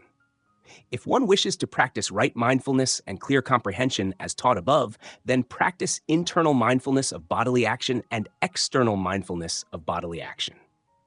But when practicing these two methods, if there is no method of guiding the mind, then practice will not bring good results. So what is the method of guiding the mind? Let us listen to the Buddha's teaching. Monks, what is the food for right mindfulness and clear comprehension? Appropriate attention, that is how one should answer. The method of appropriate attention. That is correct. The method of appropriate attention is the method of guiding the mind. From this teaching, we see that the Buddha taught from one method to the next, from lower methods to higher methods, concretely and clearly, just as our 2 hands have 10 fingers. 10 fingers, not 1 finger mistaken. And when speaking of the foundational methods up to the method of attaining realization, it is like the educational curriculum of the Ministry of Education. If a person practices according to Buddhism, yet does not attain realization, then that person practices only for appearance and not with true determination. We assure you, if anyone truly determines to practice exactly according to the Buddha's teachings above, then 100 people will attain realization. All 100 people, without leaving out a single person. Through these Dharma teachings, we clearly understand that Buddha's teaching is the teaching that saves human beings from suffering through the strength and capacity of human beings themselves. Therefore, being human, whoever studies and practices will achieve the result of mastering birth and death easily, without difficulty, without exhaustion. Only some people, at the beginning, practice enthusiastically, but after only 1 week or half a month, they open the retreat door and go looking for others to talk to, pretending to help fellow practitioners, or asking permission to meet the teacher to ask this and that, or writing letters asking what is right and wrong, and so on. Those are people who are not determined toward liberation, but only practice for reputation, practice for gain, showing off their practice in order to become teachers of others. That itself is the act of killing oneself in practice. Once the teacher has taught, just as the Buddha taught, the 37 methods of practice for entering liberation are the complete teachings of the Buddha. There is not one method lacking. If someone says that these 37 methods of practice are still incomplete, then that person has not understood Buddhism. They have been influenced by the false teachings of outsiders, the 84,000 methods of practice. The Dharma teaching above was taught by the Buddha in very fine detail. If someone reads it and still does not know how to practice, then that truly is darkness and the mind has lost normal function. After studying the teaching of the 37 aids to awakening above, all that remains is to follow the order of the practices, and realization will be within your reach. There is no need to practice any additional method, and there is no need to ask any teacher. The teaching explains very carefully. Even if some imagined state or unusual phenomenon appears, this Dharma teaching points it out clearly. Therefore, whoever follows this teaching and practices, wherever they may be, need not fear madness, mental disorder, or deviation in practice. If we are afraid, then let us listen to the Buddha's teaching, and your confidence will become even stronger. Monks, what is the food for appropriate attention? Faith. That is how one should answer. Faith, what we have advised you above, is also this very meaning. Only when there is faith can we practice wholeheartedly, practice truly. Without faith, even if one practices, it is only formal practice to satisfy other people. With the Buddha's confirmation above, we believe everyone will trust even more. If one follows Buddhism but does not trust the Buddha, then whom will one trust? Is that not so? But in human life there is too much deception. When people follow a religion, they rely on it to trade in the sacred, rely on it to divide into factions and groups, so that they themselves become rulers over a corner of the world, inferior to no one. That is reputation leading them astray from practice. Then when birth and death and samsara come, what will they use to protect themselves? The Buddha often taught, to obtain a human body is difficult, and to encounter the true Dharma is even more difficult. Today, you have already encountered these two difficult things, yet you still treat them lightly and do not concern yourselves with practice. The Buddha's true Dharma is medicine that saves people. But only those who drink it will recover. Those who do not trust and do not drink, nothing can be done for them. When speaking about the Buddha's true Dharma, we teach with all our effort so that everyone may understand easily and see results immediately. But lacking sufficient conditions, people practice carelessly, without seriousness. They often break the practice of solitary dwelling, and like gathering in groups to talk. No matter how excellent the Dharma may be, if people gather in groups talking, then even good Dharma becomes poor Dharma. Those who gather in groups talking are people who have no faith in the Buddha's true Dharma. Without faith in the Buddha's true Dharma, why practice according to Buddhism? For Buddhism, the first method of practice is faith. Only through faith do we practice thoroughly and reach completion. In life, people become wealthy or become poor through trusting their own abilities and choosing their occupation. Without trust in one's own ability and in one's vocational choice, one will always meet failure. Therefore, faith is very important in human life. Thus, it is hundreds of thousands of times more important in practice, according to Buddhism. In the method of practice of the 5 powers of Buddhism, faith stands first and is called the power of faith. Among all methods of practice in Buddhism, the first method of practice is faith. Do you have this faith? If you do not yet have faith, then listen to the Buddha's teaching. Monks, what is the food for faith? Hearing the wonderful Dharma, the true Dharma of the Buddha, that is how one should answer. Unmoving mind, serenity, peace, and nothing to do. That is correct. If faith has not yet arisen, then listen to teachings about the wonderful Dharma. So what is the wonderful Dharma? The wonderful Dharma is the method of practice of the 4 noble truths. It is a method of practice that points directly to human beings, explaining clearly the truth of a human life. The entire body and mind of a human being is one mass of suffering. Within it, there is nothing that is truly happiness. But human beings mistakenly cling to sensual pleasure and regard it as happiness, while in truth, the human body and mind are phenomena of impermanence. Therefore, in the scripture of the Four Truths, the Buddha called it the truth of suffering. For a long time, human beings have not known that their body and mind are phenomena of impermanence, a mass of suffering. Therefore, they constantly worry, love, and cling to it. Whoever touches it, they fight to the end, protecting it as though protecting the most precious thing in the world. When the Buddha said that the human body and mind are one mass of suffering, it opened the eyes of people. But the nature of views and attachments accumulated through many lifetimes has become deeply rooted, has become an imprint. So people wish to abandon it, yet cannot abandon it. The human body and mind are one mass of suffering. That is a truth. Therefore, no one dares deny that the Buddha's teaching is wrong. But wishing to escape the suffering of the body and mind, people do not know how. By what means can suffering be ended?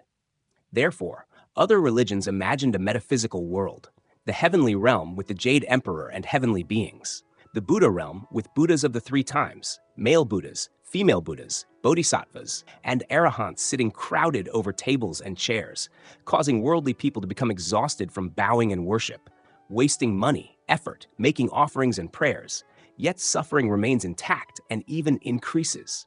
When one steals from others and the police arrest that person, then prison follows. At that moment, which saint, which deity, which heavenly being, which Buddha, which bodhisattva would dare rescue such suffering? Do they wish to go to prison as well? The crime of saints, deities, Buddhas, and bodhisattvas going to prison would be the crime of accepting bribery, banana offerings, flower vases, incense sticks, and so on.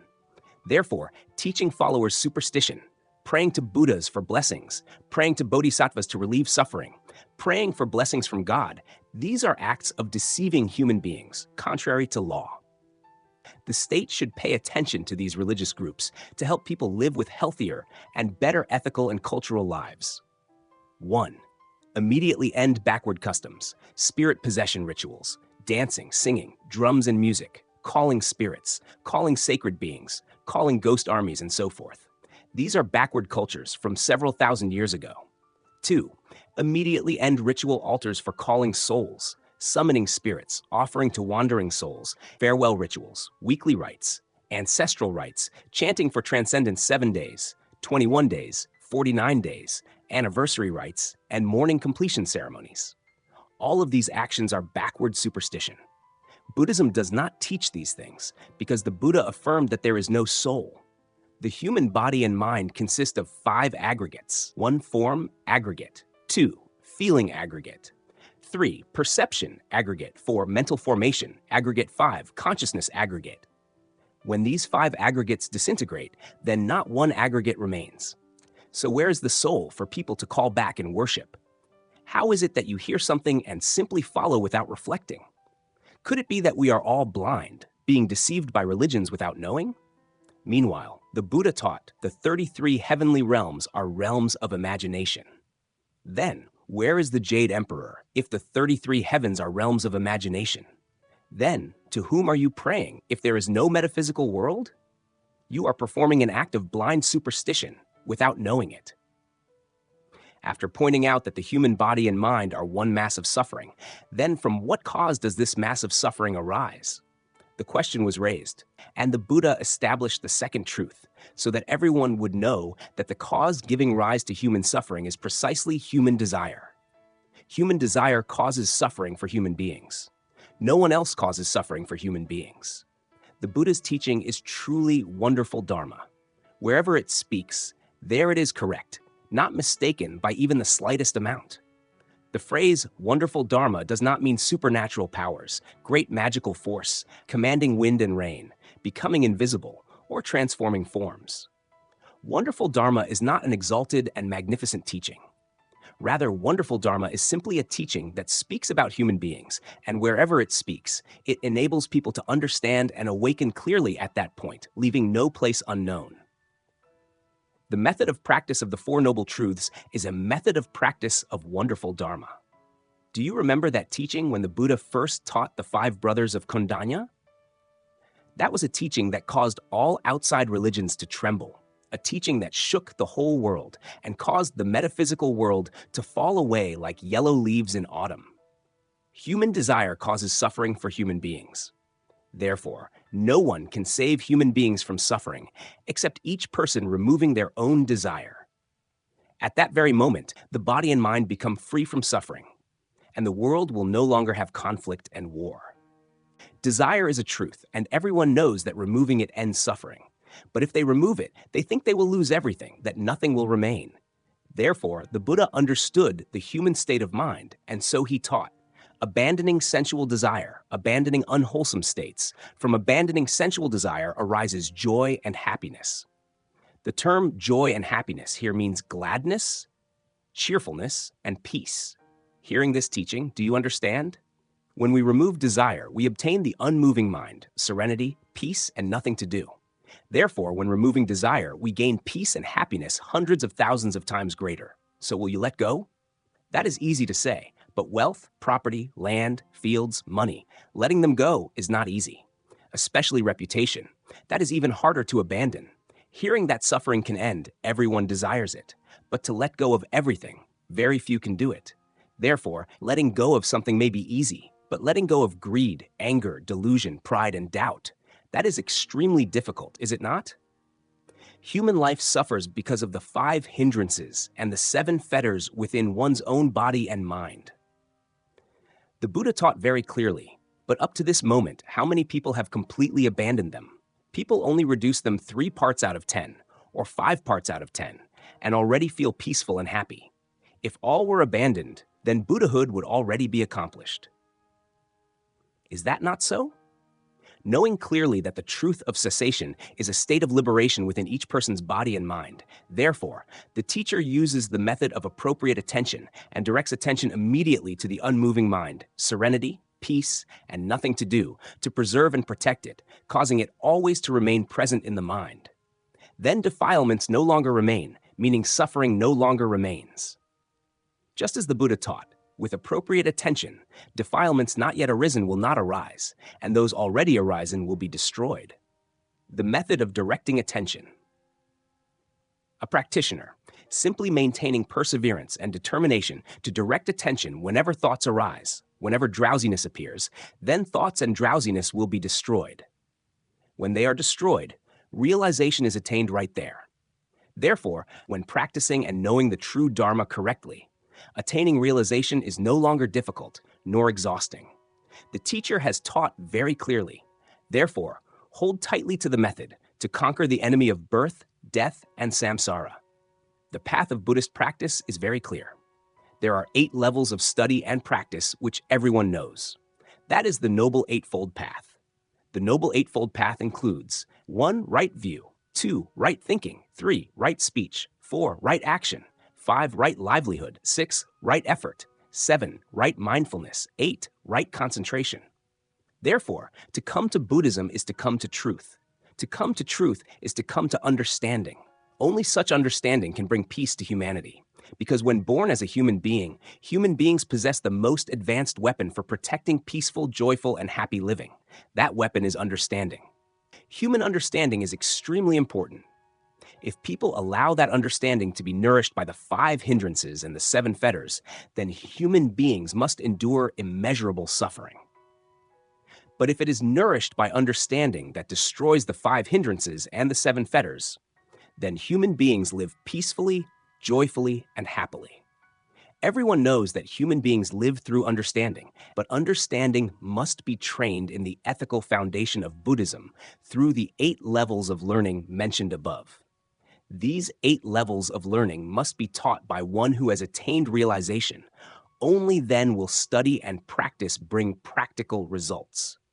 When teaching, all practitioners have the right to ask whatever they do not understand.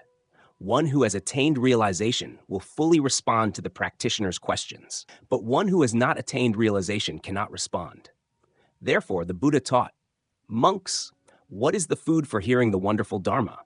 Association with a true person, one who has attained realization, that is how one should answer.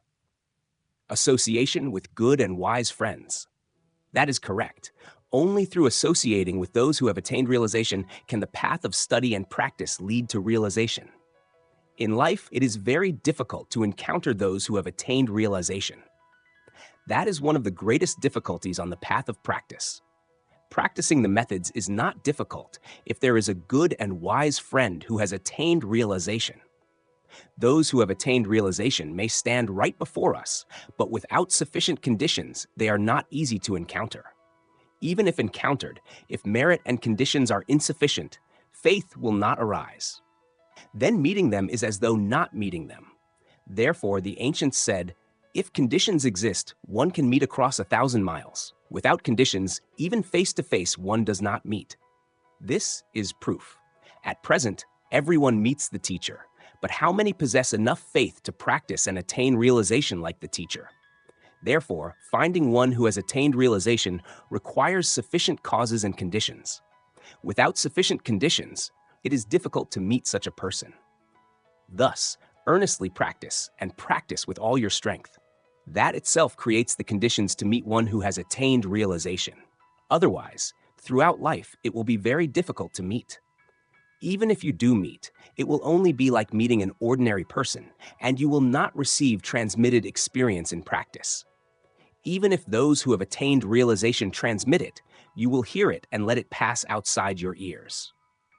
Based upon the Buddha's teachings above, the teacher will explain the 37 aids to awakening so that you clearly understand which method of practice must be practiced first and which method of practice must be practiced afterward. 9 stages of practice. If a monk wishes to hear the true Dharma of the Buddha, then he must associate closely with one who has attained the path, one who has mastered birth, aging, sickness, and death. This is the first method of practice, and you should remember this teaching well. If a monk wishes to have faith, then he must hear the true Dharma of the Buddha. This is the second method of practice that must be remembered. If forgotten, that is a very serious mistake on the path of practicing Buddhism. If a monk wishes to attain the method of practice of appropriate attention, then he must have faith. This is the third method of practice that must be remembered. If a monk wishes to attain right mindfulness and clear comprehension, then he must practice appropriate attention. This is the fourth method of practice that must be remembered. If a monk wishes to restrain the faculties, then he must practice right mindfulness and clear comprehension. This is the fifth method of practice that must be remembered. If a monk wishes to attain the 3 good conducts, then he must practice restraining the faculties, solitary dwelling. This is the sixth method of practice that must be remembered. If a monk wishes to attain the 4 foundations of mindfulness, then he must practice the 3 good conducts. The 3 good conducts mean wholesome mental action, wholesome verbal action, and wholesome bodily action, 4 right efforts. This is the 7th method of practice that must be remembered. 4. If a monk wishes to attain the 7 powers of awakening factors, then he must practice the 4 foundations of mindfulness. This is the 8th method of practice that must be remembered. If a monk wishes to attain the 3 knowledges in order to master birth and death and end samsara, then he must possess all 7 powers of awakening factors. The 7 powers of awakening factors appear when the mind is unmoving mind on the 4 foundations of mindfulness. If the mind is not yet unmoving mind on the 4 foundations of mindfulness, then the 7 powers of awakening factors will never appear. This is the 9th method of practice that must be remembered. Anuruddha practiced the 37 aids to enlightenment. Above are the 37 methods of practice to master birth, aging, sickness, and death in a very practical and concrete way. Therefore, during the time of the Buddha, many princes and sons of noble families left their families and homes to practice under the Buddha, such as 1. The group of Anuruddha, Analuddha. 2. The group of Nandya. 3. The group of Kimbila. 4. The group of Bhagu. 5. The group of Kundadana. 6. The group of Ravata. 7. The group of Ananda. And there were many other groups of noble-born youths as well. Because these groups of princes wished to leave home and practice under the Buddha said, "Princes, because of faith in me, you have gone forth to master birth and death. Therefore, you have abandoned family life and live without a home. Are you joyful in living this holy life?" He asked 3 times in this way, but none of the groups of princes dared to answer. Then the Buddha thought, I should ask each group individually, for they are not answering together on behalf of all the groups. Therefore, the Buddha called each group by name and asked, Anuruddha, are the princes joyful in this holy life? Anuruddha answered the Buddha on behalf of his group, Blessed One, truly we are joyful in living the holy life. When hearing Anuruddha answer in this way, the Buddha praised their aspiration for liberation. Good, group of Anuruddha. The princes are truly worthy noble sons. Out of faith they have gone forth, abandoned family life, and live without a home, living this holy life. Are you joyful in living this holy life? While you princes are in the beauty of youth, in the prime of life, with black hair, capable of enjoying sensual pleasures, why then have you gone forth, abandoned family life, and live without a home? Because the princes were still young, the Buddha carefully reminded them again and again for a certain reason. Was it because of the command of a king? Or because of the command of robbers? Or because of debts? Or because of fear? Or because of losing your livelihood? To understand these matters clearly, let us listen to the Buddha ask. Group of Anuruddha, did the princes not go forth and abandon family life to live without a home because of the command of a king? Or because of the command of robbers, did they go forth and abandon family life to live without a home? Or because of debts, did they go forth and abandon family life to live without a home? Or because of fear, did they go forth and abandon family life to live without a home? Or because of losing their livelihood, did they go forth and abandon family life to live without a home? The princes of the Anuruddha group answered, No, Blessed One. Hearing the princes of the Anuruddha group answer in this way, the Buddha continued asking, Or did the princes have thoughts such as these? Being oppressed and dominated by birth, aging, sickness, death, sorrow, lamentation, suffering, grief, and despair. The princes of the Anuruddha group only wished that they might see the complete ending of this whole mass of suffering, and therefore placed full faith in going forth, abandoning family life, and living without a home. Is that so? The princes of the Anuruddha group answered, Yes, Blessed One. In the passage of scripture above, the Buddha taught very clearly, it was solely because of birth, aging, sickness, and death that these princes, sons and grandsons of kings, left home to practice, accepting a life without family, without a house.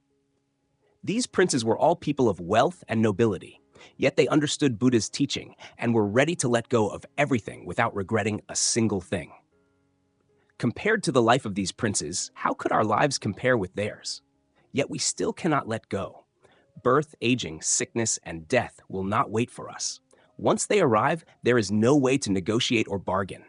Therefore, from this very moment, we must seek to save ourselves from the ocean of birth and death. The enemy of birth and death is ruling our country. We are people living under slavery. If we accept being enslaved people, then life after life, age after age, we will never master birth, aging, sickness, and death. If we do not rise up to claim the right to master birth, aging, sickness, and death, then for endless ages we will only remain enslaved people, serving as subordinates to the enemy of birth and death.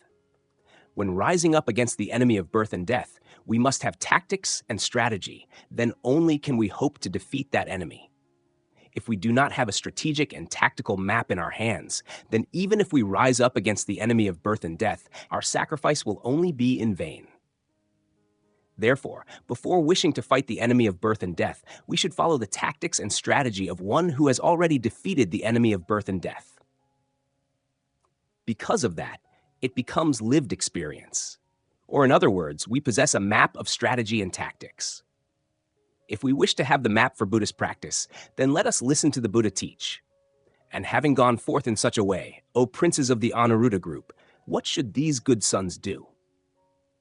Before giving a teaching, the Buddha often raised questions to make people pay greater attention to his teaching.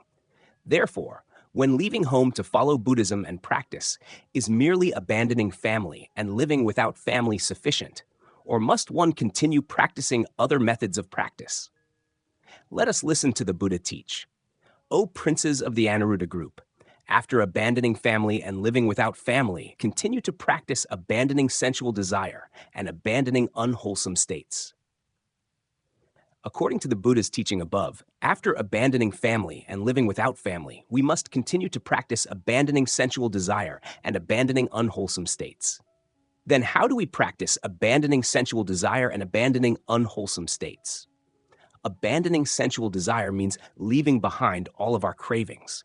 Whenever any thought of desire arises in the mind, we firmly do not follow it. We do not run after it. That is called abandoning. Abandoning unwholesome states means abandoning all evil states that cause suffering to oneself, to others, and to all living beings. A practitioner following Buddhism firmly chooses death rather than following evil actions.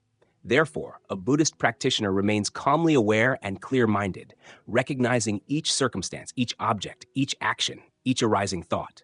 If it is seen to bring suffering to oneself, to others, and to all living beings, then one firmly does not do it and even stays far away from it. That is abandoning unwholesome states. If we want abandoning sensual desire and abandoning unwholesome states to produce good results, then we should live alone to guard the 6 sense bases.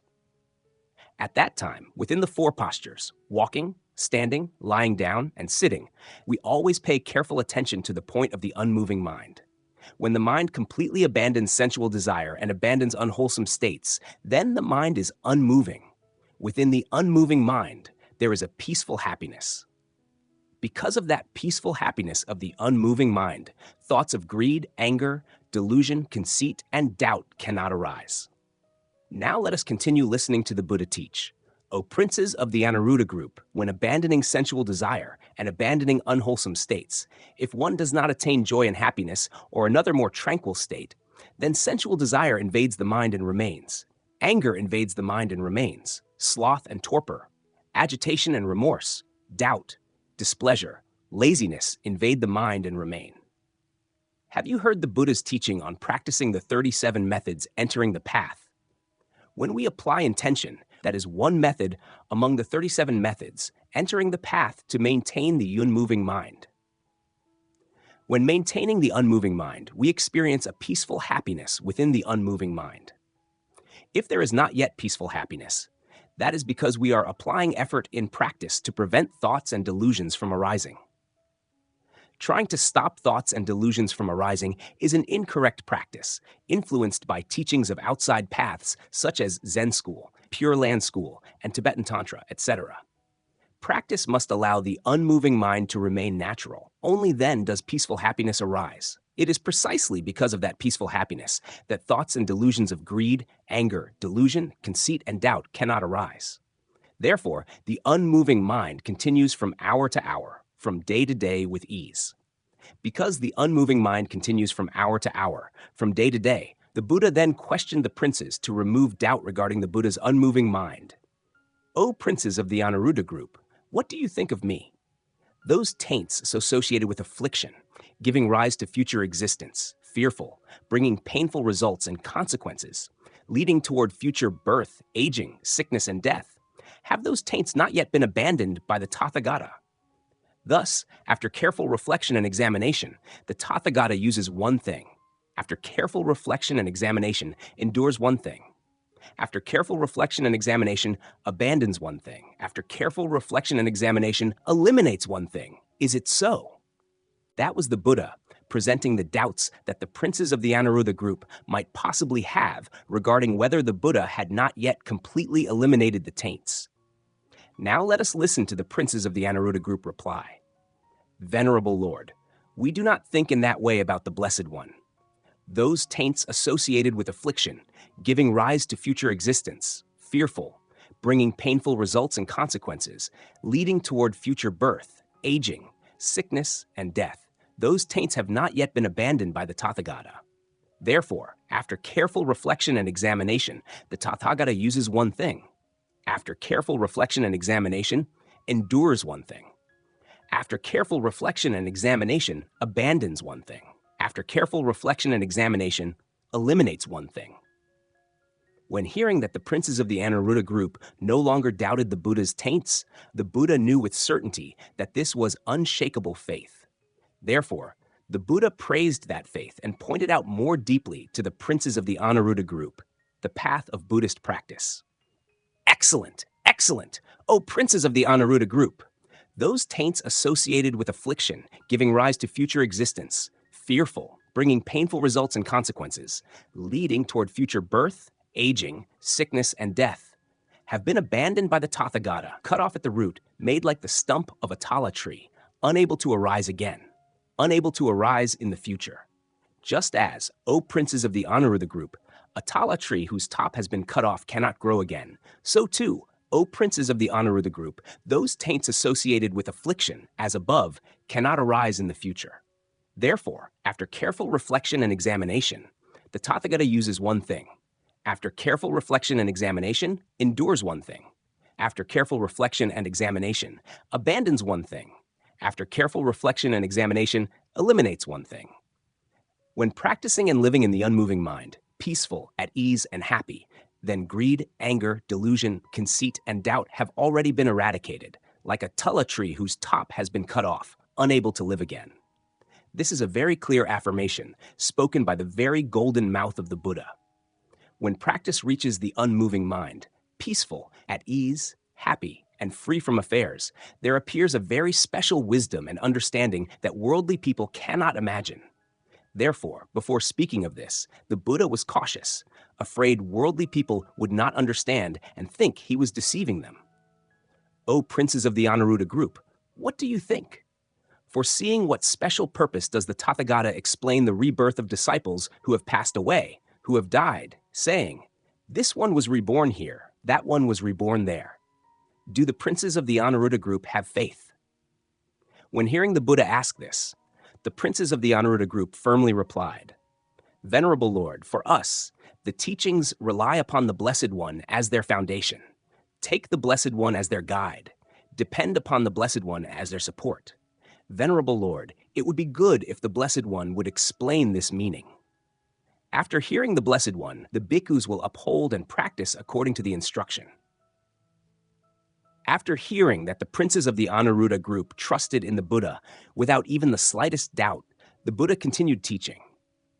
O princes of the Anuruddha group, the Tathagata does not explain the rebirth of disciples who have passed away, who have died, for the purpose of deceiving the crowd, nor for flattering the crowd, nor for gain, honor, fame, or material benefit, nor with the thought, thus the crowd will know me. And, O princes of the Anuruddha group, there are good sons who possess faith, supreme confidence, supreme joy, who after hearing this will attentively listen according to truth. Thus, O princes of the Anuruddha group, this becomes long-lasting happiness and long-lasting peace for them. When we practice the unmoving mind, that is liberation for oneself. But within the unmoving mind, there is an understanding beyond one's own ordinary knowledge. Here, the Buddha spoke these things, not to boast, not to make people admire him, not to gain abundant material offerings, not to make everyone know his name. Here, these things were spoken so that people understand that within the unmoving mind there are many transcendent things that cannot be conceived by worldly intellect. Now let us listen to the Buddha teach. Hear, O princes of the Anuruddha group, have you heard? A bhikkhu with such and such a name has passed away. The Blessed One declared concerning him, he abides in right knowledge. That venerable one had been seen or heard. This venerable one had such virtue. This venerable one had such wisdom. This venerable one had such abiding. This venerable one had such liberation. When a bhikkhu recollects the faith, virtue, learning, giving, and wisdom of that one, he establishes the mind according to truth. When we practice, we only need to eradicate the 5 lower fetters. The 5 lower fetters include 1. The fetter of greed. 2. The fetter of anger. 3. The fetter of personality view, the fetter of conceit. 4. The fetter of attachment to precepts and observances. 5. The fetter of doubtful views, exactly as the Buddha taught. When the 5 lower fetters are eliminated, at death one is immediately reborn in nirvana and no longer returns to be reborn as a human being. Thus, Anuruddhas, a bhikkhu hears, a bhikkhu by such and such a name has passed away. The Blessed One has declared concerning him, after eliminating the 5 lower fetters, he is spontaneously reborn, enters nirvana there, and no longer has to return to this world.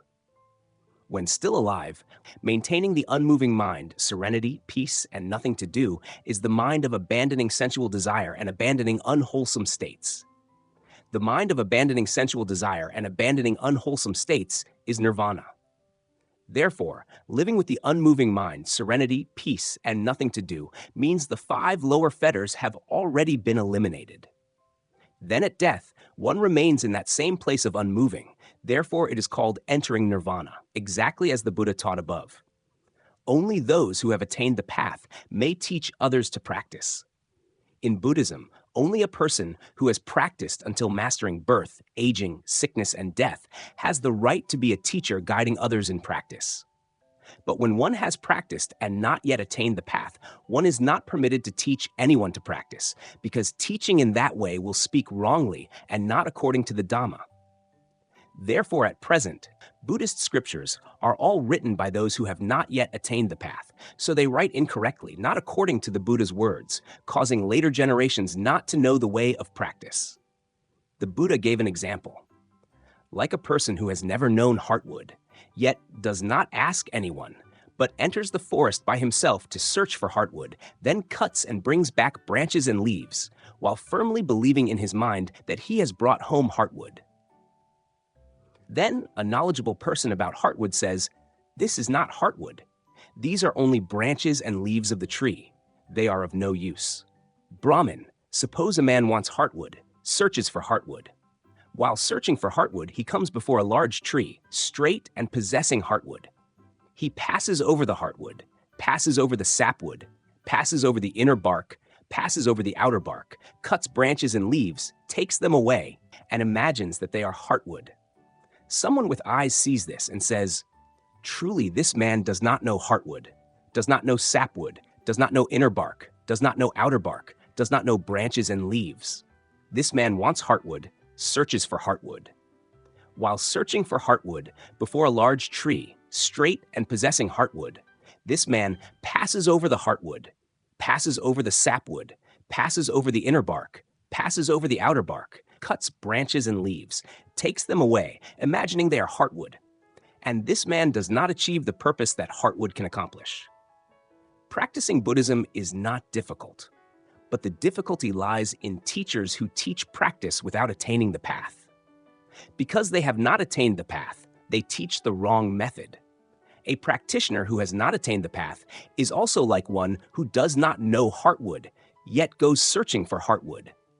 How could such a person ever find it?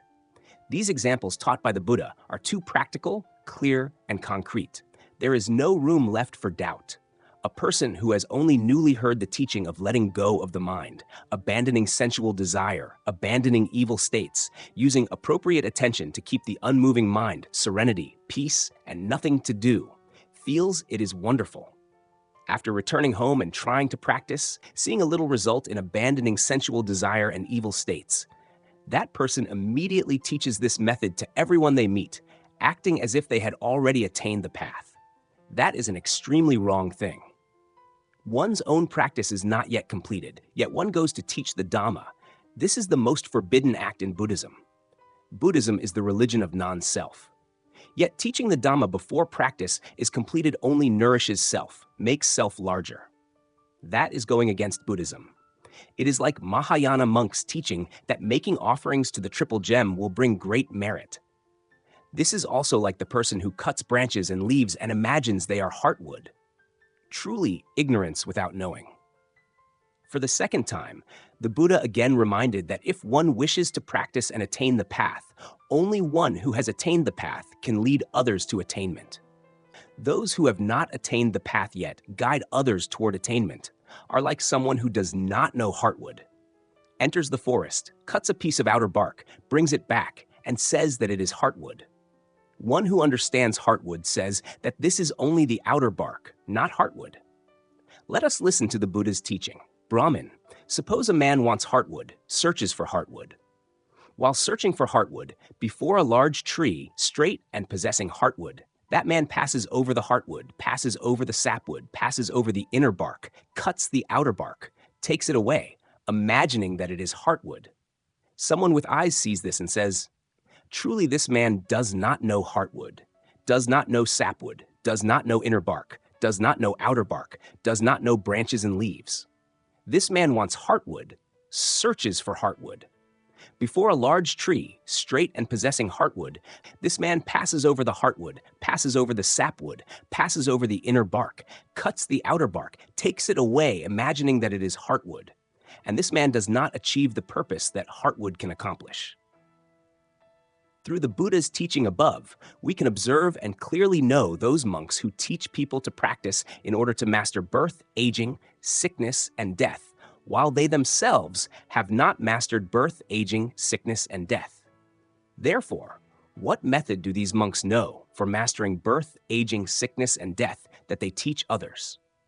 Looking at Buddhist monks nowadays, they only take this doctoral degree or that doctoral degree, then teach followers to practice. These monk doctors are also like people searching for heartwood without knowing heartwood, cutting the inner bark and taking that as heartwood. In the Buddhist scriptures, the Buddha taught everyone to consider carefully. If one wishes to become a teacher guiding others in practice, one must attain the path. That means mastering the four sufferings of human life: birth, aging, sickness, and death. A person who does not understand heartwood cuts the inner bark and imagines it is heartwood, brings it back and tells everyone that it is heartwood. That action is also like Mahayana monks who have practiced without attaining the path, ascending the Dharma seat and teaching followers to bow in repentance before the sacred names of the Buddhas, to eliminate disasters and resolve calamities, and receive much merit through the blessings of the Buddhas. Or teaching the recitation of the Buddha's name to seek rebirth in the Western Pure Land of ultimate bliss, so that after death, one will be reborn there. Teaching the Dhamma in such a way, how can practitioners master birth, aging, sickness, and death? A person who does not know heartwood abandons the branches and leaves, abandons the outer bark, abandons the inner bark, and only takes the sapwood, thinking that it is heartwood. With such conduct, how can one master birth, aging, sickness, and death? Let us listen to the Buddha's teaching. Brahmin, suppose a person wants heartwood, searches for heartwood. While searching for heartwood, before a large tree, straight and possessing heartwood, that person passes over the heartwood, cuts the sapwood, takes it away, and imagines that it is heartwood, and that person does not attain the purpose that heartwood can accomplish. Once again, the Buddha taught, a person who does not know heartwood yet goes searching for heartwood is like a person who does not yet know the method of practice, but hearing others teach, immediately practices without contemplating and reflecting carefully. Therefore, that person practices the wrong method, and because of this, does not attain the path, wasting effort and wasting an entire life of practice. If one wishes to practice and attain the path, one should seek a person who has attained the path. The person who has attained the path will teach exactly how to practice, and by practicing in that way, one will attain the path. Therefore, in the life of practice, one must seek a person who has attained. But finding a person who has attained the path is extremely difficult. A practitioner who has not attained the path is also like a person who does not know heartwood. The Mahayana monks and the Zen masters of the Eastern transmission do not know the method of practice for mastering birth, aging, sickness, and death, yet teach followers to realize one's nature and become Buddha, or teach, do not think good, do not think evil, the original face appears. Or, once deluded thoughts are known, simply let them go. The teachings of Zen, these are also like people who take sapwood and think it is heartwood. Therefore, the Buddha taught very concretely, a person who does not know heartwood abandons the branches and leaves, abandons the outer bark, abandons the inner bark, and only takes the sapwood thinking it is heartwood. Because one knows life is suffering, one leaves home to practice, abandons family, lives without a house, and each day only goes for alms. Because of this, life is not bound by anything. Therefore, it is called liberation. Let us listen to the Buddha's teaching. Likewise, Brahmin, here there is a person who, out of faith, goes forth, abandons family life, lives without family. Because I am afflicted by birth, aging, death, sorrow, lamentation, pain, grief, and despair. Because I am submerged in suffering, dominated by suffering. Perhaps this entire mass of suffering may come to an end. But after having gone forth, becoming a monk fully ordained with complete precepts, that monk receives respect and offerings from lay followers. Because of respect and offerings, material gain becomes abundant. Therefore, that monk becomes immersed in fame. Because of becoming immersed in fame, that person no longer concerns himself with practice. Thus, life continues rolling in the 6 realms of painful samsara. The Buddha clearly knew this, therefore warned those monks who had gone forth and received full ordination. Having gone forth in such a way, that person obtains gain, honor, and fame. Through this gain, honor, and fame, that person rejoices and becomes self-satisfied. Through this gain, honor, and fame, that person praises himself and criticizes others. I receive such gain, I receive such fame, while other bhikkhus are little known with little influence. And that person does not arouse aspiration and does not strive diligently to attain other states more noble, more excellent than gain, honor, and fame. That person becomes lazy and passive. Brahmin, suppose a person wants heartwood, searches for heartwood. While searching for heartwood, before a large tree, straight and possessing heartwood, that person passes over the heartwood, passes over the sapwood, passes over the inner bark, passes over the outer bark, cuts branches and leaves, takes them away, and imagines they are heartwood. And that person will not attain the purpose that heartwood can accomplish. Brahmin, I say that this person is like that example. A person who has gone forth and has only just received respect and offerings, yet already becomes self-satisfied, is also like a person searching for heartwood who has only cut branches and leaves, but rejoices thinking he has obtained heartwood. That is self-destruction on the path of practice. Because the path of practice is still long. Only when one has practiced until mastering birth, aging, sickness, and death does one no longer continue practicing. Then that person, having gone forth in such a way, obtains gain, honor, and fame. That person does not, because of this gain, honor, and fame, rejoice and become self-satisfied. That person does not, because of this gain, honor, and fame, praise himself and criticize others. And that person arouses aspiration and strives diligently to attain other states more noble, more excellent than gain, honor, and fame. That person does not become lazy and passive. That person accomplishes virtue. Because of accomplishing this virtue, that person rejoices and becomes self-satisfied. Because of accomplishing this virtue, that person praises himself and criticizes others. I keep the precepts and follow wholesome states. Other bhikkhus break the precepts and follow evil states. And that person does not arouse aspiration and does not strive diligently to attain other states more noble, more excellent than virtue. That person becomes lazy and passive.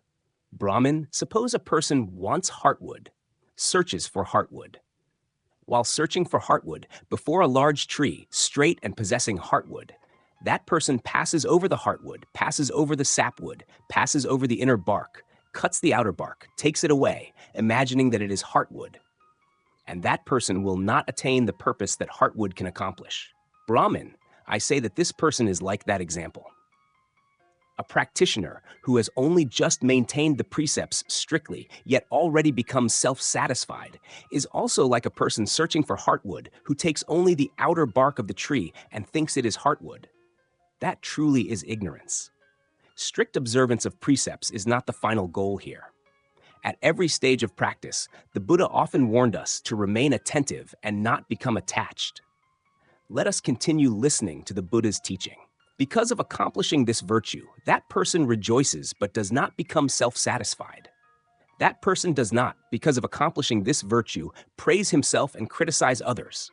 And that person arouses aspiration and strives diligently to attain other states more noble, more excellent than virtue. That person does not become lazy and passive. That person accomplishes meditation. Because of accomplishing this meditation, that person rejoices and becomes self-satisfied. Because of accomplishing this meditation, that person praises himself and criticizes others. I possess meditation, one-pointed concentration. Other bhikkhus do not possess meditation. Their minds are scattered. And that person does not arouse aspiration and does not strive diligently to attain other states more noble, more excellent than accomplishment in meditation. That person becomes lazy and passive. Brahmin, suppose a person wants heartwood, searches for heartwood. While searching for heartwood before a large tree, straight and possessing heartwood, that person passes over the heartwood, passes over the sapwood, cuts the inner bark, takes the inner bark away, imagining that it is heartwood, and that person will not attain the purpose that heartwood can accomplish. Brahmin, I say that this person is like that example. A practitioner who has only attained collectedness in the unmoving mind for 1 or 2 hours, yet already becomes self-satisfied, thinking oneself superior, thinking no one equals oneself, then goes out boasting, telling this person and that person, I have attained the unmoving mind. Such a practitioner is also like a person searching for heartwood who takes only the inner bark and joyfully shouts that it is heartwood. Truly foolish, deluded, and lacking wisdom. Seeing this, the Buddha warned as in the teaching above. That person accomplishes meditation. Because of accomplishing this meditation, that person rejoices but does not become self-satisfied. That person does not, because of accomplishing this meditation, praise himself and criticize others. That person arouses aspiration and strives diligently to attain other states more noble, more excellent than accomplishment in meditation. That person does not become lazy and passive. That person accomplishes knowledge. That person, because of this knowledge, rejoices and becomes self-satisfied. That person, because of this knowledge, praises himself and criticizes others. I live, see, and know. Other bhikkhus live without seeing and without knowing. And that person does not arouse aspiration and does not strive diligently to attain other states more noble, more excellent than knowledge. That person becomes lazy and passive. Brahmin, suppose a person wants heartwood, searches for heartwood. While searching for heartwood, before a large tree, straight and possessing heartwood, that person passes over the heartwood, cuts the sapwood, takes it away, imagining that it is heartwood, and that person will not attain the purpose that heartwood can accomplish. Brahmin, I say that this person is like that example. A monk who has only attained the knowledge of liberation and already becomes self-satisfied, thinking himself superior to others, unequaled by anyone, yet does not realize that his knowledge of liberation is only imagined understanding. If he does not consider carefully, then he is like a person searching for the heartwood but taking only the sapwood and joyfully believing it to be the heartwood. That is truly foolish, deluded, and lacking in clarity. Seeing this, the Buddha warned as in the teaching above. Having attained knowledge, he rejoices because of this knowledge but does not become self-satisfied.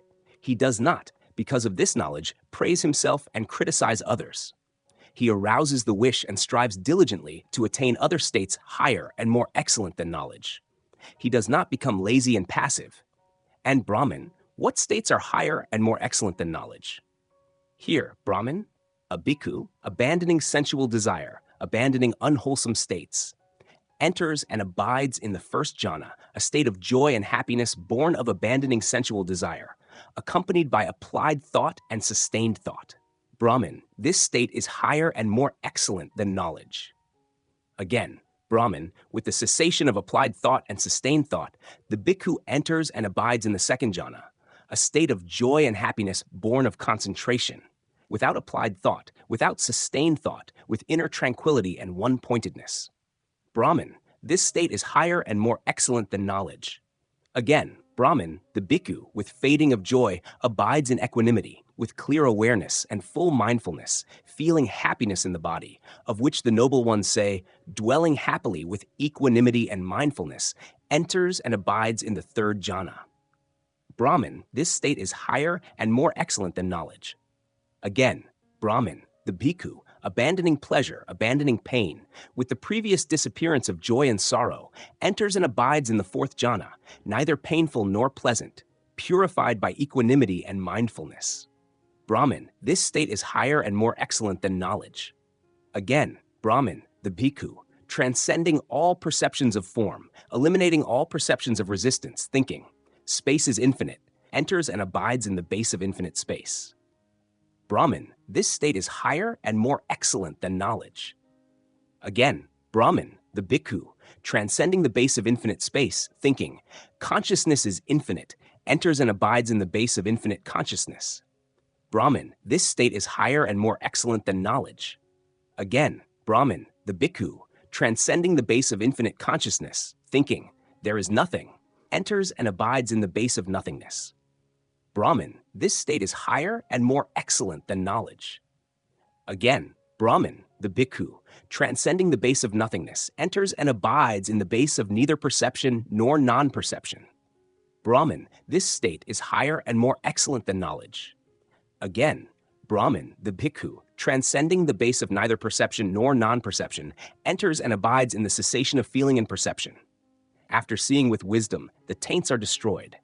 Brahman, this state is higher and more excellent than knowledge. Brahman, these states are higher and more excellent than knowledge. Brahman, it is like a person wanting heartwood, searching for heartwood. While searching for heartwood, he comes before a great tree, upright and possessing heartwood. He cuts the heartwood, takes it, and carries it away, and knows for himself that this is the heartwood. And he achieves the purpose that heartwood can accomplish. Brahman, I say that this person is like this example. Only when a monk enters the 4 jhanas and realizes the 3 true knowledges to master birth, aging, sickness, and death, then that is the heartwood. Therefore, the Buddha concluded so that we may clearly see that the path of practice must pass through many stages, but the final purpose is the unmoving mind. Only the unmoving mind can master birth, aging, sickness, and death. That alone is truly the heartwood.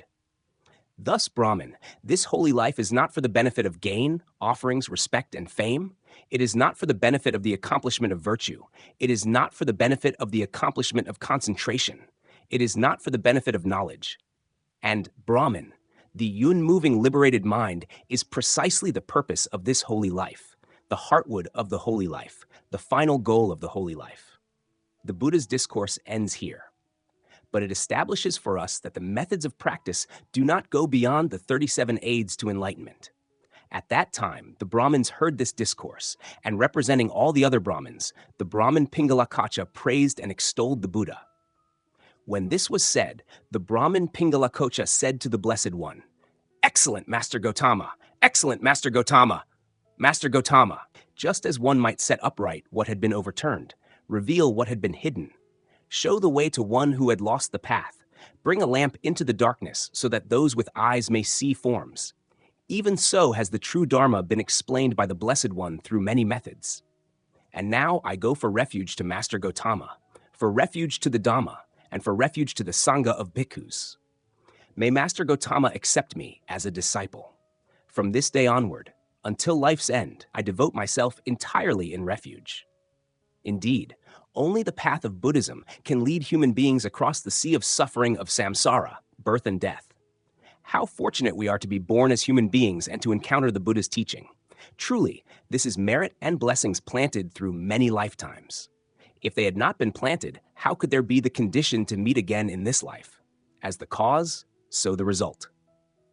If previously one did not plant causes with the true Dharma, then, in this lifetime, it is difficult to encounter the true Dharma. Is that not so, everyone? Solitary dwelling, living alone. Forests and mountains are peaceful places for practitioners to abandon sensual desire and abandon unwholesome states. Therefore, whoever is a monk should seek out these places, sit in the lotus posture with the back straight, and keep the unmoving mind, tranquility, peace, and nothingness. Solitary dwelling is a virtue of guarding the 6 sense bases that Buddhist monks in every age must preserve completely.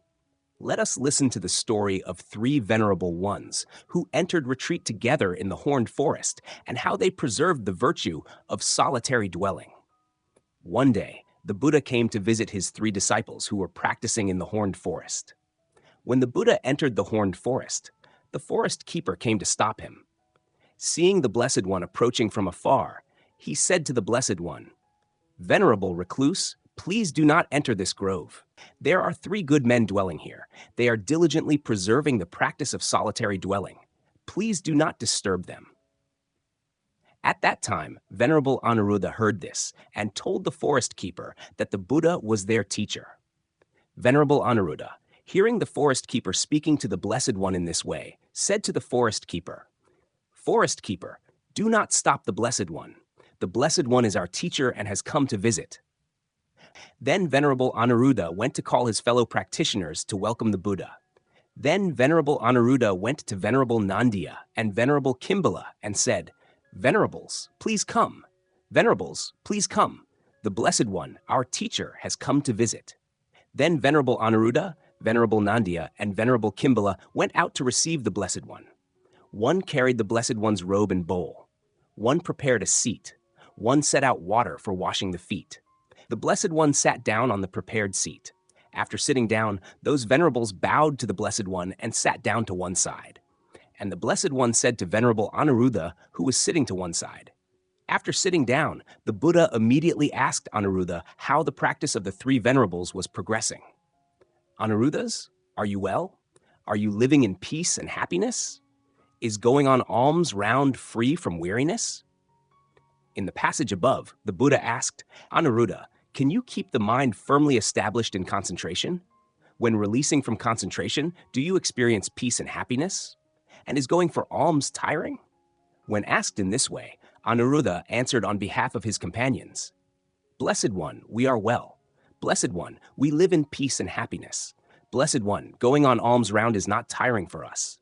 Hearing his disciples answer in this way, the Buddha asked further, Anuruddhas, do you live in harmony and joy together, without quarreling, like milk mixed with water, looking upon one another with kindly eyes?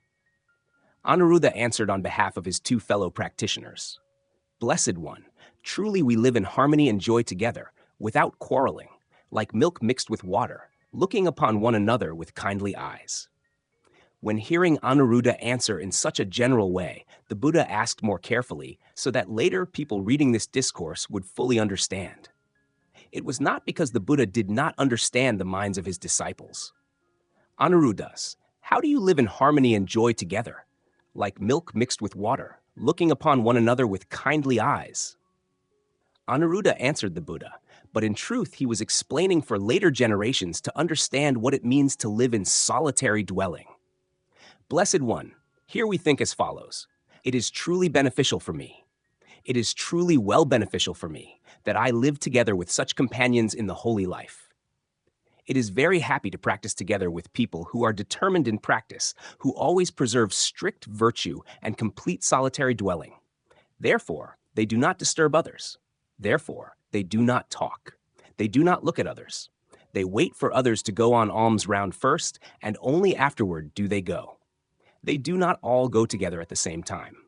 Anuruddha continued answering, Blessed One, therefore, regarding these companions in the holy life, I arouse loving bodily actions toward them, both in front and behind their backs. I arouse loving verbal actions toward them, both in front and behind their backs. I arouse loving mental actions toward them, both in front and behind their backs. We live in harmony like milk mixed with water, because whether in front of them or behind their backs, we arouse love toward our fellow practitioners. Therefore, we have nothing to quarrel about or cause obstacles in our own practice and in the practice of our companions. That is how we live in solitary dwelling. Living together as three people in one forest, yet it feels as though each one lives alone, because although three people live together, no one speaks with anyone else. Anuruddha continued answering, Blessed One, therefore we think as follows. Let me abandon my own mind and live according to the minds of these venerables. Blessed One, I abandon my own mind and live according to the minds of those venerables. Blessed One, though we are different in body, we are as though of one mind. Blessed One, in this way we live in harmony and joy together, like milk mixed with water, looking upon one another with kindly eyes. Living in solitary dwelling means living with knowing how to adapt, living according to the wishes of others. That is, living harmoniously like water mixed with milk. Living harmoniously like water mixed with milk is living with love. Only love can live completely together with fellow practitioners. Therefore, if one wishes to live completely with love, there is no other way than to abandon living according to one's own mind and live according to the minds of one's companions. The idea of practicing love by setting aside one's own mind and living according to the minds of one's companions, that is, living by adapting to their minds, then how could conflict and argument arise? How could obstacles to the Dhamma arise? Only in that way is it called living in solitary dwelling. Then Venerable Nandiya also spoke as Venerable Anuruddha had spoken. And next Venerable Kimbala also spoke as Venerable Anuruddha had spoken. Venerable Nanda and Venerable Kimbala spoke together just as Venerable Anuruddha had spoken. Therefore the Buddha greatly praised and commended the practice of solitary dwelling of these three venerables and asked, Excellent! Excellent, Anuruddha! Anuruddhas, do you live without distraction, ardent and diligent? When asked by the Buddha in this way, Anuruddha answered on behalf of his companions, "Venerable Sir, indeed we live without distraction, ardent and diligent." The Buddha told him to explain what living without distraction, ardent and diligent means. Anuruddhas, how do you live without distraction, ardent and diligent? Anuruddha explained to the Buddha the way the three lived in solitary dwelling, so that if there were any mistakes, the Buddha would teach them to correct and perfect the practice of solitary dwelling for practitioners. Here, Venerable Sir, whichever of us returns first from the village after collecting alms, that one arranges the seats, prepares drinking water and water for washing the feet, and prepares a bowl for leftover food.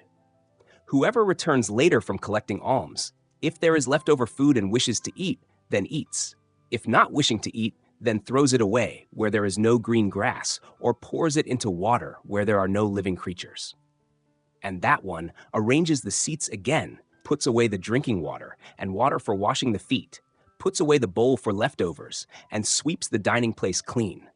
Whoever sees the drinking water jar, the foot-washing water jar, or the water jar in the latrine empty and exhausted, that one takes care of it. If anyone cannot manage with the strength of his own hands, that one signals with the hands to call the second person, "Let us take care of the water." Yet, Venerable Sir, even so, we do not create noise because of that. And every fifth day, Venerable Sir, throughout the whole night, we sit discussing the Dhamma through silence. Thus, Venerable Sir, we live without distraction, ardent and diligent. Living in solitary dwelling like these three venerables is truly wonderful.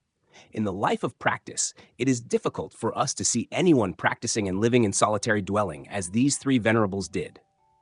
Nowadays, practice is strange.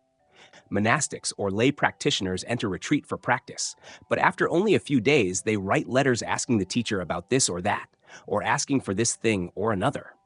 Their minds are constantly in distraction, breaking the practice of solitary dwelling without knowing it. The Buddha asked further, "Living in solitary dwelling completely in this way, have you mastered birth, aging, sickness, and death?" Excellent, excellent, Anuruddhas. Anuruddhas, living without distraction, ardent and diligent in this way, have you attained a superhuman state, superior knowledge and vision, worthy of the noble ones, and do you dwell comfortably and happily? Anuruddha presented the result of their practice while living completely in the practice of solitary dwelling. Venerable Sir, how could we not attain it? Here, Venerable Sir, for a long time now, whenever we wish, we, abandoning sensual desire, abandoning unwholesome states, attain and abide in the first jhana, a state of joy and happiness born of abandoning sensual desire, accompanied by applied thought and sustained thought, with joy, with happiness, with one-pointedness. Thus, Venerable Sir, for us this is a superhuman state, superior knowledge and vision, worthy of the noble ones. We attain it and dwell comfortably and happily because we live without distraction, ardent and diligent. The Buddha praised them, saying that practicing in this way was according to the Dhamma, and asked whether they had attained other states higher than this. Excellent, excellent. Anuruddhas, Anuruddhas, have you gone beyond that abiding, made that abiding tranquil, attained another superhuman state, superior knowledge and vision, worthy of the noble ones, and dwelt comfortably and happily? Anuruddha answered on behalf of his two fellow practitioners. Venerable Sir, how could it not be so? Here, Venerable Sir, for a long time now, whenever we wish, we extinguish applied thought and sustained thought, attain and abide in the second jhana, a state of joy and happiness born of concentration, without applied thought, without sustained thought, inwardly tranquil, one-pointed concentration. Venerable Sir, we have gone beyond that abiding, made that abiding tranquil. We attained another superhuman state, a superior knowledge and vision, worthy of the noble ones, and dwell comfortably and happily. After hearing this, the Buddha again praised and commended the practice of the three venerables. Excellent, excellent. Anuruddhas, Anuruddhas, have you gone beyond that abiding? Have you made that abiding tranquil and attained another superhuman state, a superior knowledge and vision, worthy of the noble ones, and do you dwell comfortably and happily? Anuruddha continued answering. Venerable Sir, how could it not be so? Here, for a long time now, whenever we wish, we abandon joy, abide in equanimity, mindful and clearly comprehending, experiencing bodily happiness, which the noble ones call dwelling happily in equanimity and mindfulness. We attain and abide in the third jhana. Venerable Sir, we have gone beyond that abiding, made that abiding tranquil. We attained another superhuman state, a superior knowledge and vision, worthy of the noble ones, and dwell comfortably and happily. After hearing this, the Buddha again praised, commended, and continued asking, "Excellent! Excellent! Anuruddhas, have you gone beyond that abiding? Have you made that abiding tranquil, and attained another superhuman state, a superior knowledge and vision, worthy of the noble ones? And do you dwell comfortably and happily?" Each time he asked, Anuruddha answered clearly and distinctly, "Venerable Sir, how could it not be so? Here, for a long time now, whenever we wish, we abandon pleasure, abandon pain, extinguish former joy and sorrow that had been felt, attain and abide in the fourth jhana, without suffering, without pleasure, with purity of equanimity and mindfulness. Venerable Sir, we have gone beyond that abiding, made that abiding tranquil. We attained another superhuman state, a superior knowledge and vision, worthy of the noble ones, and dwell comfortably and happily." After hearing this, the Buddha was very pleased and praised the diligence in practice of the venerables. "Excellent! Excellent! Anuruddhas! Anuruddhas, have you gone beyond that abiding? Have you made that abiding tranquil, and attained another superhuman state, a superior knowledge and vision, worthy of the noble ones, and do you dwell comfortably and happily?" After Anuruddha had presented entering the form attainments, the Buddha wished to examine whether his disciples could enter the formless attainments or not. That is, the perception attainments. Once one had entered the form attainments, then formless attainments were no longer difficult for one such as Anuruddha. Therefore, Anuruddha presented the method of entering the sphere of infinite space. "Venerable Sir, how could it not be so? Here, for a long time now, whenever we wish, having gone beyond all perceptions of form, having eliminated all perceptions of obstruction, not attending to perceptions of diversity, we think space is infinite, and attain and abide in the sphere of infinite space." Next, Anuruddha presented the method of entering the sphere of infinite consciousness. "Venerable Sir, we have gone beyond that abiding, made that abiding tranquil. We attained another superhuman state, a superior knowledge and vision, worthy of the noble ones, and dwell comfortably and happily, as above. Here, for a long time now, whenever we wish, having gone beyond all sphere of infinite space, we think consciousness is infinite, and attain and abide in the sphere of infinite consciousness, as above." Next, Anuruddha presented the method of entering the sphere of nothingness. Here, for a long time now, whenever we wish, having gone beyond all sphere of infinite consciousness, we think there is nothing, and attain and abide in the sphere of nothingness, as above. Next, Anuruddha presented the method of entering the sphere of neither perception nor non-perception. Here, for a long time now, whenever we wish, having gone beyond all sphere of nothingness, we attain and abide in the sphere of neither perception nor non-perception. Next, Anuruddha presented the method of entering the cessation of feeling and perception attainment. Here, for a long time now, whenever we wish, having gone beyond the sphere of neither perception nor non-perception, we attain and abide in the cessation of feeling and perception attainment. After seeing through wisdom, our taints are eradicated. Next, Anuruddha presented that only after entering and completing these perception attainments does undefiled wisdom become visible. This passage is influenced by later developed scriptures, holding that only after entering and completing the cessation of feeling and perception attainment does undefiled wisdom arise. In truth, undefiled wisdom appears when the unmoving mind remains established on the four foundations of mindfulness for 7 days and 7 nights. Then there are the 4 bases of spiritual power. Within the 4 bases of spiritual power, there is the base of spiritual power of wisdom. Within the base of spiritual power of wisdom, there is the knowledge of the destruction of taints. The knowledge of the destruction of taints is undefiled wisdom. Therefore, developed scriptures teach incorrectly and are not worthy of trust.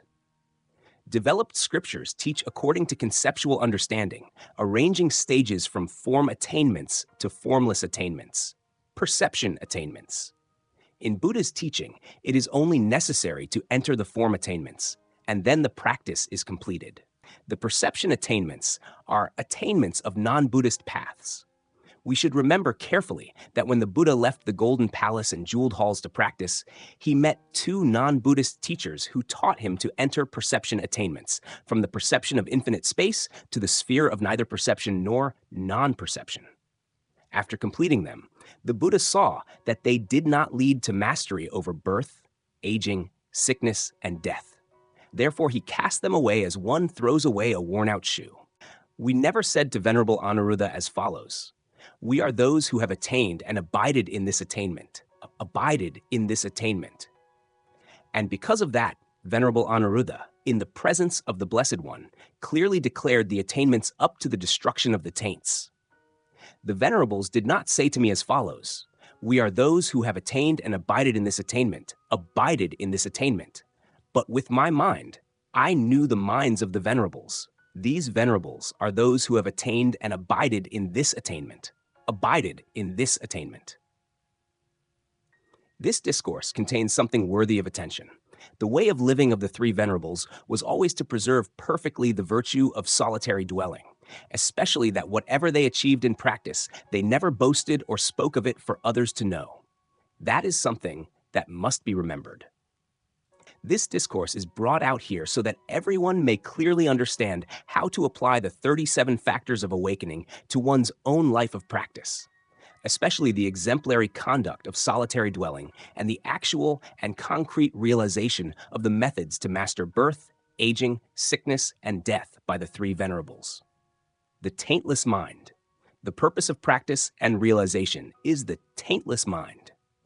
Let us listen to the great disciples of the Buddha. Each person had a different experience of practice. No one practiced exactly like another, but the result was that the mind was free from taints. Freedom from taints is the goal that everyone who practices must attain. Only then is it called liberation. Venerable Ananda presented his practice according to his own characteristic as follows. Here, friend Sariputta, a bhikkhu who has heard much, retains what has been heard, accumulates what has been heard, those teachings that are good in the beginning, good in the middle, good in the end, complete in wording and meaning, proclaiming the completely pure holy life. Those teachings are heard much by him and carefully retained, repeated aloud, examined by thought, well contemplated through understanding. He teaches the Dhamma to the four assemblies with complete and fluent expressions for the purpose of abandoning all latent tendencies. Friend Sariputta, such a bhikkhu can illuminate the Gosinga forest. Ananda presented his understanding of practice through hearing much, because he served as the Buddha's attendant. When listening to the Buddha's teachings, he recorded in his mind every word, every meaning, every act of practice from lower to higher, from good in the beginning, good in the middle, to good in the end. By practicing in that way, he would illuminate the Gosinga forest. According to Ananda's presentation, the practice is very fundamental. Listen, understand, then practice. After Ananda finished presenting his practice, Sariputta asked Venerable Ravada, "Friend Ravada, Venerable Ananda has answered according to his explanation. Now we ask Venerable Ravada, Friend Ravada, lovely is the Gosinga forest as above. As above, what kind of bhikkhu illuminates the Gosinga forest?" Venerable Ravada presented his own practice as maintaining the mind pure and unmoving. At any hour, any day, in any place, remaining in the state of stillness and emptiness. That is what illuminates the Gosinga forest. That is my experience in practice, and I present it for the Venerables present in this cool hall to hear. Here, friend Sariputta, a bhikkhu delights in the secluded life, takes joy in the secluded life, internally cultivates the practice of calming, maintains uninterrupted purity of mind, meditation, accomplishes the practice of contemplation, and constantly frequents quiet places.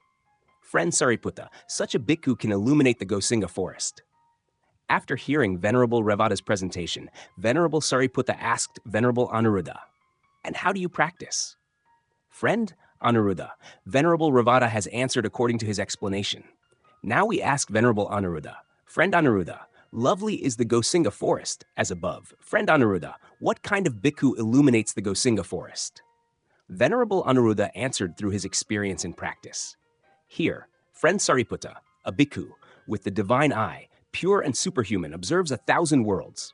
Friend Sariputta, just as a person with eyes standing on the top of a beautiful mansion observes 1,000 roads all around, so too, friend Sariputta, a bhikkhu with the divine eye, pure and superhuman, observes 1,000 worlds. Friend Sariputta, such a bhikkhu can illuminate the Gosinga forest. Before meeting Buddha's teaching, Venerable Anuruddha was a person blind in both eyes. But after meeting the true Dharma of the Buddha, he exerted himself in practice, maintained the mind pure and unmoving, and attained the unmoving mind. Therefore, whenever he wished to see, he used his divine eye to see all things, and no longer used ordinary eyes like ours. Therefore, he presented that only the practitioner who possesses a pure vision, not stained by sensual desires, not shaken by unwholesome states, such vision will illuminate the Gosinga forest. After hearing Venerable Anuruddha's presentation, Venerable Sariputta asked Venerable Mahakassapa, "And how do you practice?" Friend Kassapa, Venerable Anuruddha has answered according to his explanation. Now we ask Venerable Kassapa, "Friend Kassapa, lovely is the Gosinga forest as above." Friend Kassapa, what kind of bhikkhu illuminates the Gosinga forest? When asked in this way, Venerable Mahakassapa presented his practice. Here, friend Sariputta, a bhikkhu himself lives in the forest mountains and praises the life in the forest mountains. Himself lives by almsgoing and praises the life of almsgoing. Himself wears rag robes and praises the practice of wearing rag robes. Himself lives with 3 robes and praises the practice of 3 robes. Himself lives with few desires and praises the practice of few desires. Himself lives contentedly and praises the practice of contentment. Himself lives in solitary dwelling and praises the practice of solitary dwelling.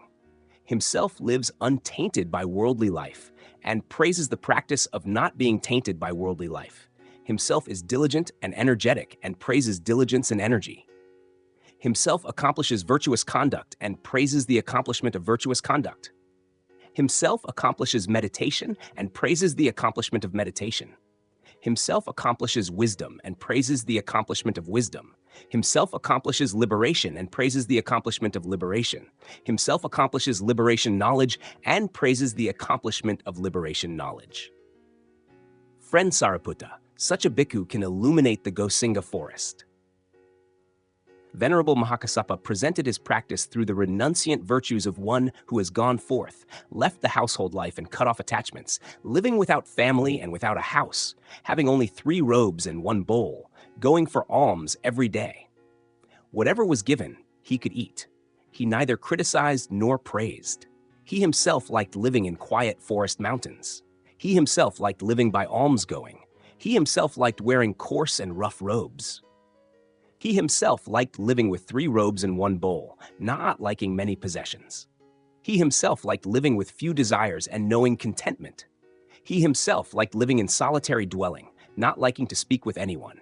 He himself liked living without attachment to worldly life. He himself liked living diligently.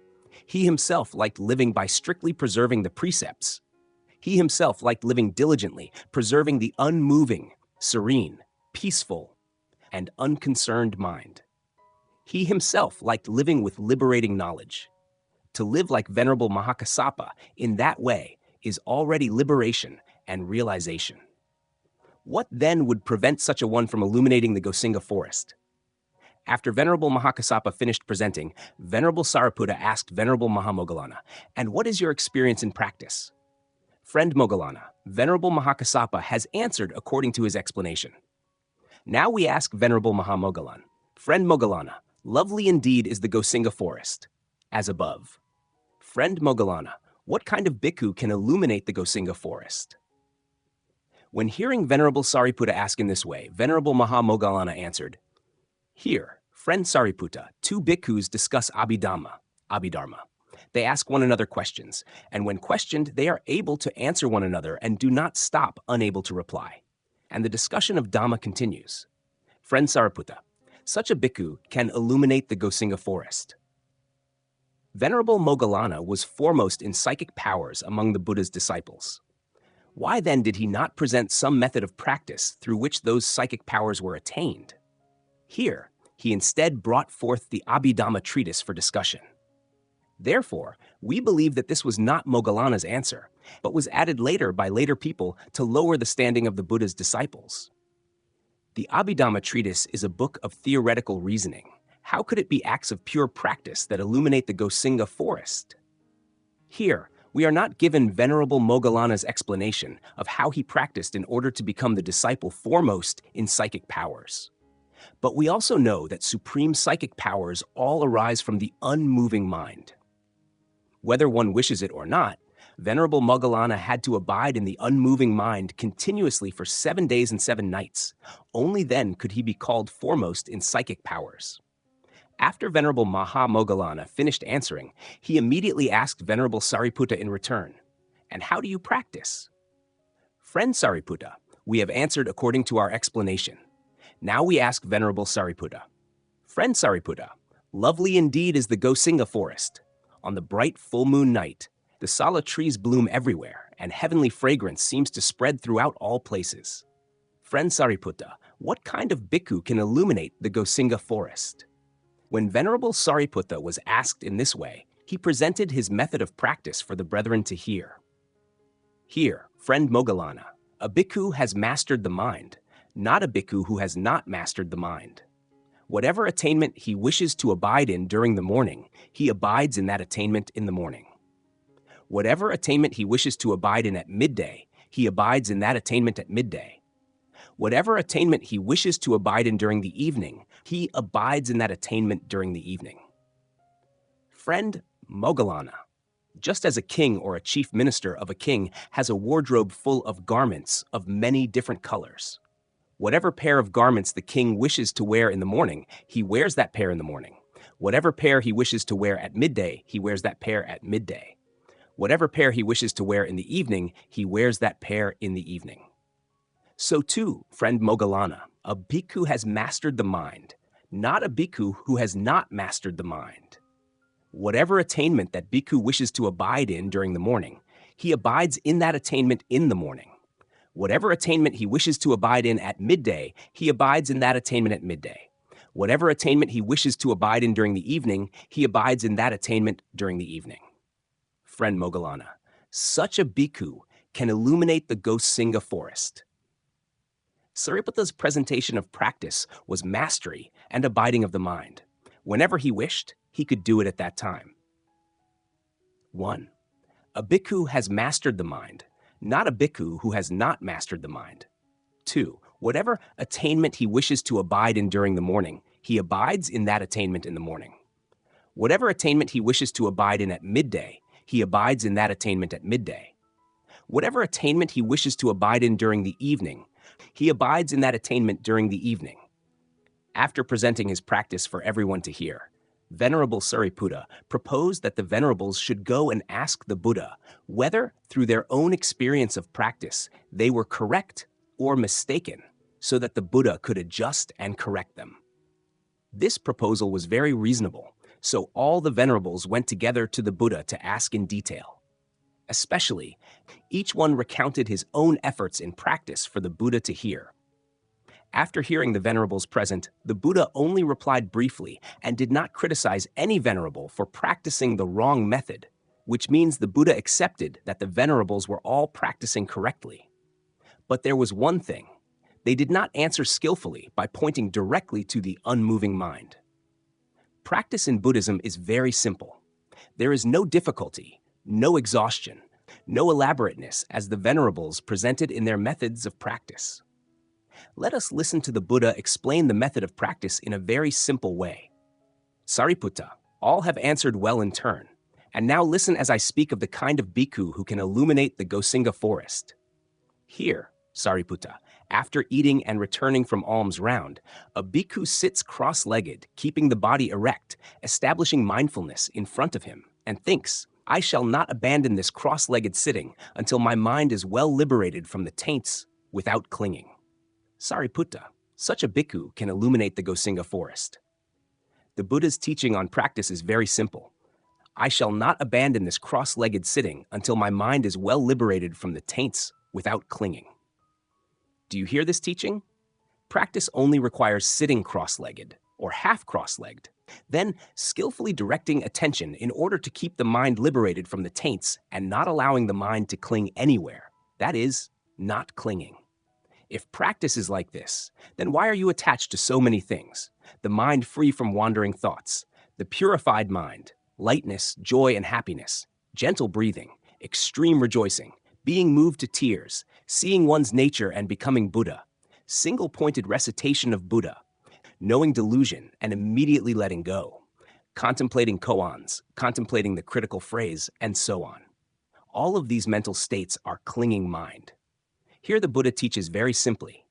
Just sit cross-legged with the back straight, then keep the mind free from taints and do not let the mind cling to anything else. Please pay attention.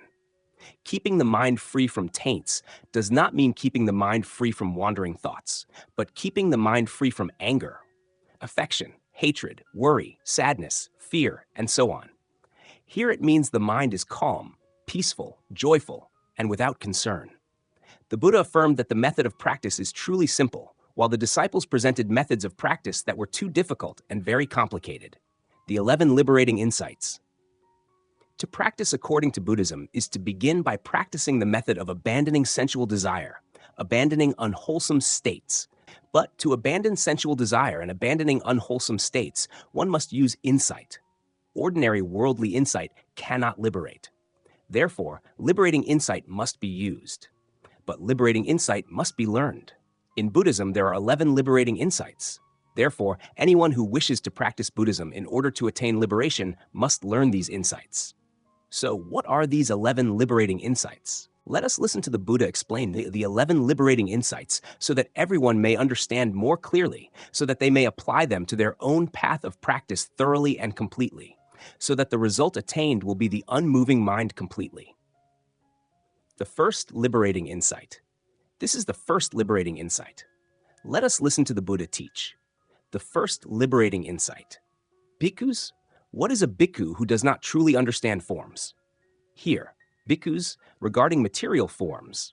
A bhikkhu does not truly know all kinds of forms belonging to the four great elements and forms composed from the four great elements. Thus, bhikkhus, a bhikkhu does not truly understand forms. This sentence the Buddha taught very clearly. When speaking of form, one must understand. Form is composed of the four great elements. There is no form that exists outside the four great elements. So what are forms composed from the four great elements? The four great elements, water, wind, and fire. A bhikkhu practicing according to Buddhism who does not understand that form is composed from earth, water, wind, and fire is not a bhikkhu who is a disciple of the Buddha. A person who clearly understands that form is composed from the four great elements, and that composed form is the law of impermanence, and that impermanence is suffering. Because of understanding in this way, that person does not cling to and does not become attached to form. That is, does not cling to the body of the four great elements. Not clinging to the body of the four great elements. That is a person who possesses the first liberating insight. The second liberating insight. This is the second liberating insight. Let us listen to the Buddha teach. The second liberating insight. Bhikkhus, what is a bhikkhu who does not skillfully distinguish characteristics? Here, bhikkhus, a bhikkhu does not truly know the foolish person and the karmic characteristics of that person, the wise person and the karmic characteristics of that person. Thus, bhikkhus, a bhikkhu does not skillfully distinguish characteristics. The first insight speaks about form. Here, the Buddha teaches that the second insight speaks about karmic characteristics. So what are karmic characteristics? As all of you know, every person has a body, but the body is formed by the combination of the four great elements, earth, water, wind, and fire. And this is called the material body. But why does everyone have different material bodies? One person has a large material body. Another has a small material body. One has a beautiful material body. Another has an ugly material body. One has fair skin. Another has dark skin, very dark skin, and so on. All of these different appearances in one person's body compared to another person's body are called karmic characteristics. Therefore, on every person's material body, there are distinct characteristics. So where do these distinct characteristics come from? These distinct characteristics come from karma. So what is karma? Karma is the actions of consciousness, of speech, and of hands and feet. These three places are commonly where karma originates. Therefore, karma includes wholesome karma and unwholesome karma. Wholesome karma is actions of body, speech, and mind that do good. Unwholesome karma is actions of body, speech, and mind that do evil. Doing good means not causing suffering to oneself and not causing suffering to others. Doing evil means causing suffering to oneself and causing suffering to others.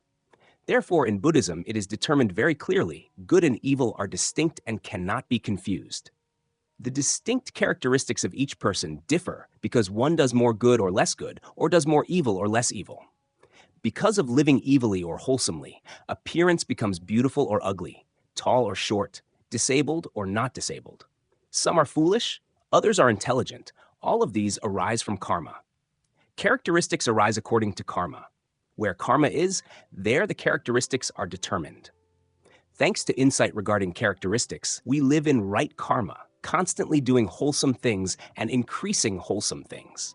This is insight regarding karmic characteristics.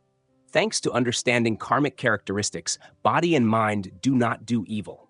That is the second liberating insight in Buddhism. The third liberating insight. This is the third liberating insight. Let us listen to the Buddha teach. The third liberating insight. Bhikkhus, what is a bhikkhu who does not remove flea eggs? Here, bhikkhus, when a bhikkhu experiences sensual thoughts arising, he does not abandon them, does not avoid them, does not end them, does not make them cease to exist. When experiencing thoughts of anger arising, as above. When experiencing thoughts of harming arising, as above. When experiencing evil, unwholesome states arising, he does not abandon them, does not avoid them, does not end them, does not make them cease to exist. Thus, bhikkhus, that is a bhikkhu who does not remove flea eggs. If a person possesses this third liberating insight, then that person thoroughly understands thoughts of desire, thoughts of anger, thoughts that cause suffering to oneself and suffering to others. When those thoughts arise, they definitely never nourish desire, anger, or intentions of causing suffering to oneself and others. They immediately end and destroy those thoughts. Those thoughts are thoughts of suffering, because the third liberating insight is insight that understands desire, understands anger, understands thoughts of causing suffering to oneself and to others. When insight clearly understands those unwholesome states, then whenever thoughts of those unwholesome states arise, they are immediately destroyed and removed from the mind. In summary, we have learned 3 liberation insights. 1. Insight regarding the material body being formed by the 4 elements. 2. Insight regarding karmic appearance. 3. Insight regarding thoughts of desire, thoughts of anger, thoughts of harm. The 4th liberation insight. Next, we study the 4th insight. To clearly understand the 4th liberation insight, let us listen to the Buddha's teaching. The 4th liberation insight. And monks, what is a monk who does not bind up the wound? Here, monks, when seeing forms with the eye, the monk grasps the general appearance, grasps the particular appearance. Whatever causes make the eye faculty unguarded, causing craving, sorrow, and evil unwholesome states to arise. The monk does not restrain those causes, does not guard the eye, does not practice guarding the eye. When hearing sounds with the ear, smelling odors with the nose, tasting flavors with the tongue, feeling contacts with the body, cognizing phenomena with the mind, he grasps the general appearance, grasps the particular appearance. Whatever causes make the mind faculty unguarded, causing craving, sorrow, and evil unwholesome states to arise. The monk does not restrain those causes, does not guard the mind faculty, does not practice guarding the mind faculty. Thus, monks, this is called a monk who does not bind up the wound. The 4th liberation insight is the insight of guarding the 6 sense faculties. That is, the understanding of protecting one's eyes, ears, nose, mouth, body, and mind from becoming attached to and clinging to the 6 objects: forms, sounds, smells, tastes, contacts, and phenomena. To preserve them in such a way, one must live in complete solitary dwelling. Solitary dwelling is the foremost method of guarding the 6 sense faculties. One who knows how to live in solitary dwelling is one who possesses the 4th liberation insight. The 5th liberation insight. To understand the 5th liberation insight, let us listen to the Buddha's teaching. The 5th liberation insight. And monks, what is a monk who does not produce smoke? Here, monks, a monk does not broadly teach to others the true Dhamma that he has heard and retained. Thus, monks, this is called a monk who does not produce smoke. When we have fully understood the 4 liberation insights above, then we have a peaceful life. No evil state can affect our minds to become sad, distressed, worried, sorrowful, or afflicted. When our minds are liberated in this way, we should teach others to understand as well, so that everyone may be liberated as we are. By the fifth liberation insight, the Buddha teaches, one should share with others the understanding by which one has attained liberation, so that they may attain liberation together. The fifth liberation insight is to practice one's goodness toward everyone, bringing one's own benefit to others, so that all may benefit together. The sixth liberation insight. Now to the sixth liberation insight, let us listen to the Buddha's teaching. The sixth liberation insight. And monks, what is a monk who does not know where the water may be crossed? Here, monks, a monk occasionally goes to meet learned monks, those entrusted with the scriptural tradition, preservers of Dhamma, preservers of Vinaya, preservers of Mataka, summary texts, yet does not ask and does not respond to them. Venerable sir, what is this point? What is the meaning of this? Those venerable ones do not reveal what has not been revealed, do not clarify what has not been clarified, and regarding doubts concerning the true Dhamma, they do not remove those doubts. Thus, the monk does not know where the water may be crossed. The sixth liberation insight is the insight that removes every doubtful state of mind. It helps people no longer doubt the true Dhamma of the Buddha. Buddhism teaches practice that will master the four sufferings: birth, aging, sickness, and death. But some people do not believe. They say this teaching deceives people, for how could one possibly master life and death? When encountering such situations, we explain so they understand how mastery is achieved. Mastering birth means mastering life. Mastering life means mastering one's own mind. For example, someone insults us, we do not insult them back, and our mind remains peaceful, not angry and not resentful toward that person. To have such a mind, we must understand. In our daily life, everything is formed through the law of cause and effect. Therefore, when unwholesome states come to us, it is because previously we brought unwholesome causes to others. Now we must receive the result of causes created before. Understanding the law of cause and effect in this way, our minds become peaceful and do not become angry or afflicted. To understand in this way means we already possess liberation insight. In this world, people often make themselves suffer by doubting that others speak badly about them, that others intend to harm them, and so on. Because of such doubt, we become deeply miserable and our minds lose peace. Doubt is an evil state.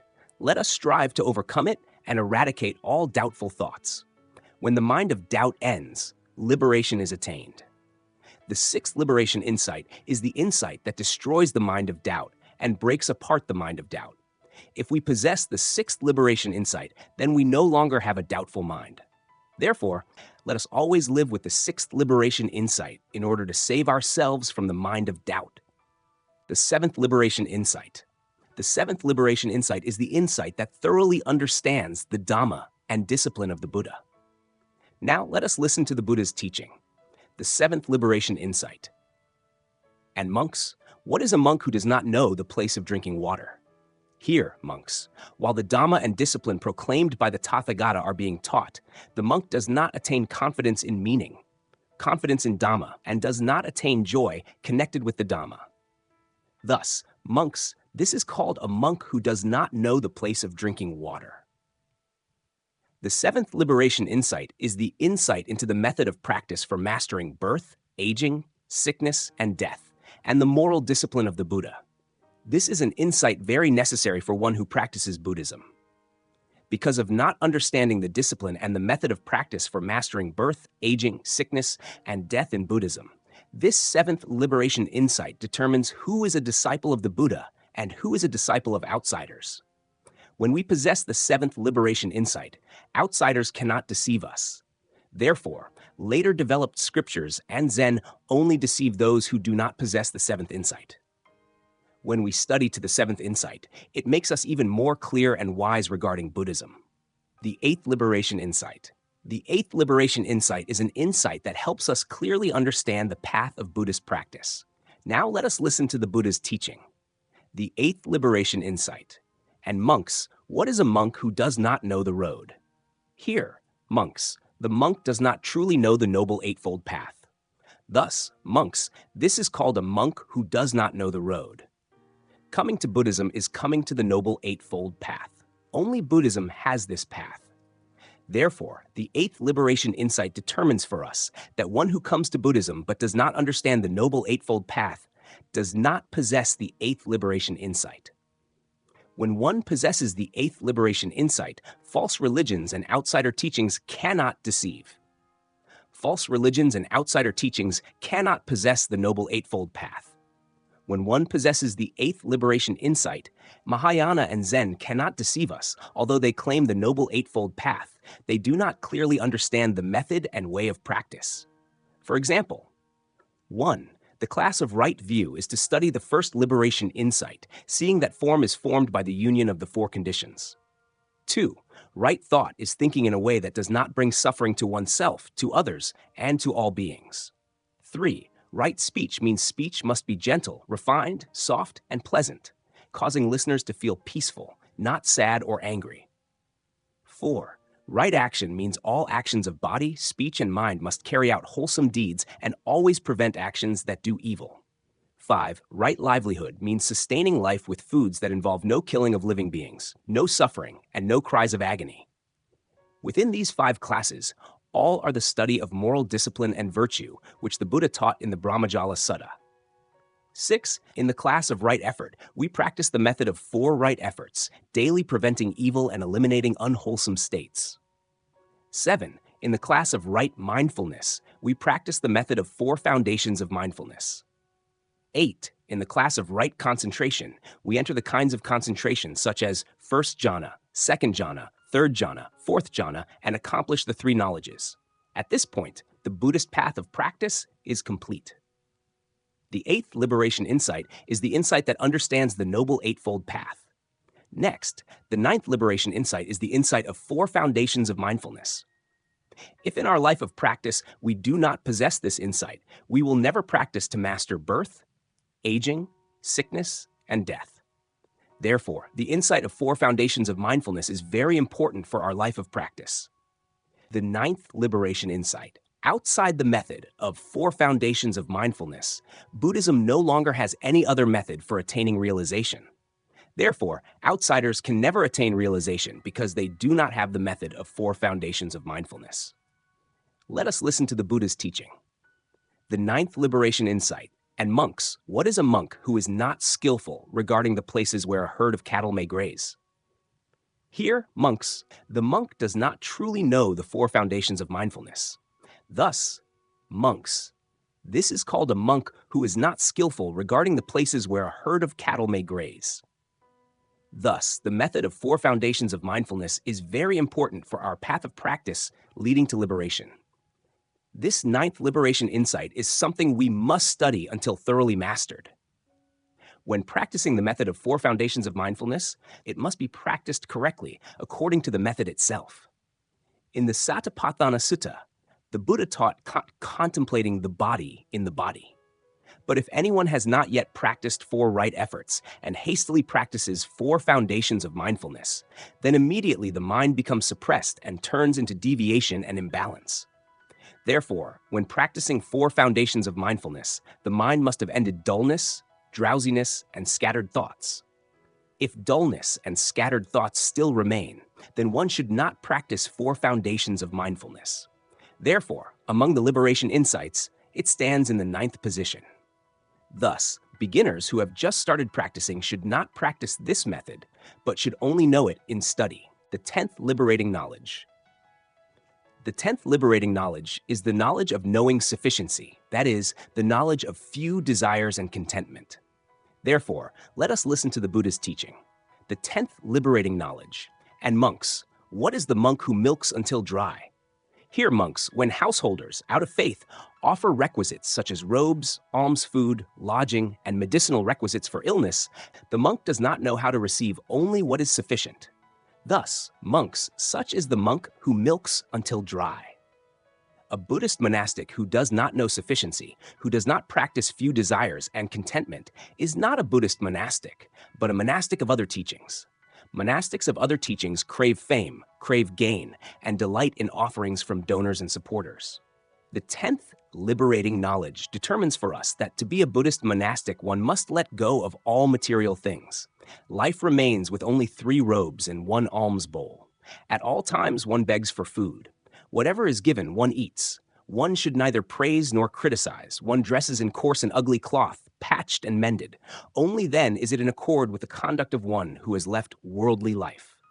To think and live in this way is a person who has carried out the 10th liberating knowledge, the knowledge of letting go, the knowledge of few desires and contentment, which a monastic must practice and cannot excuse away for this reason or that reason.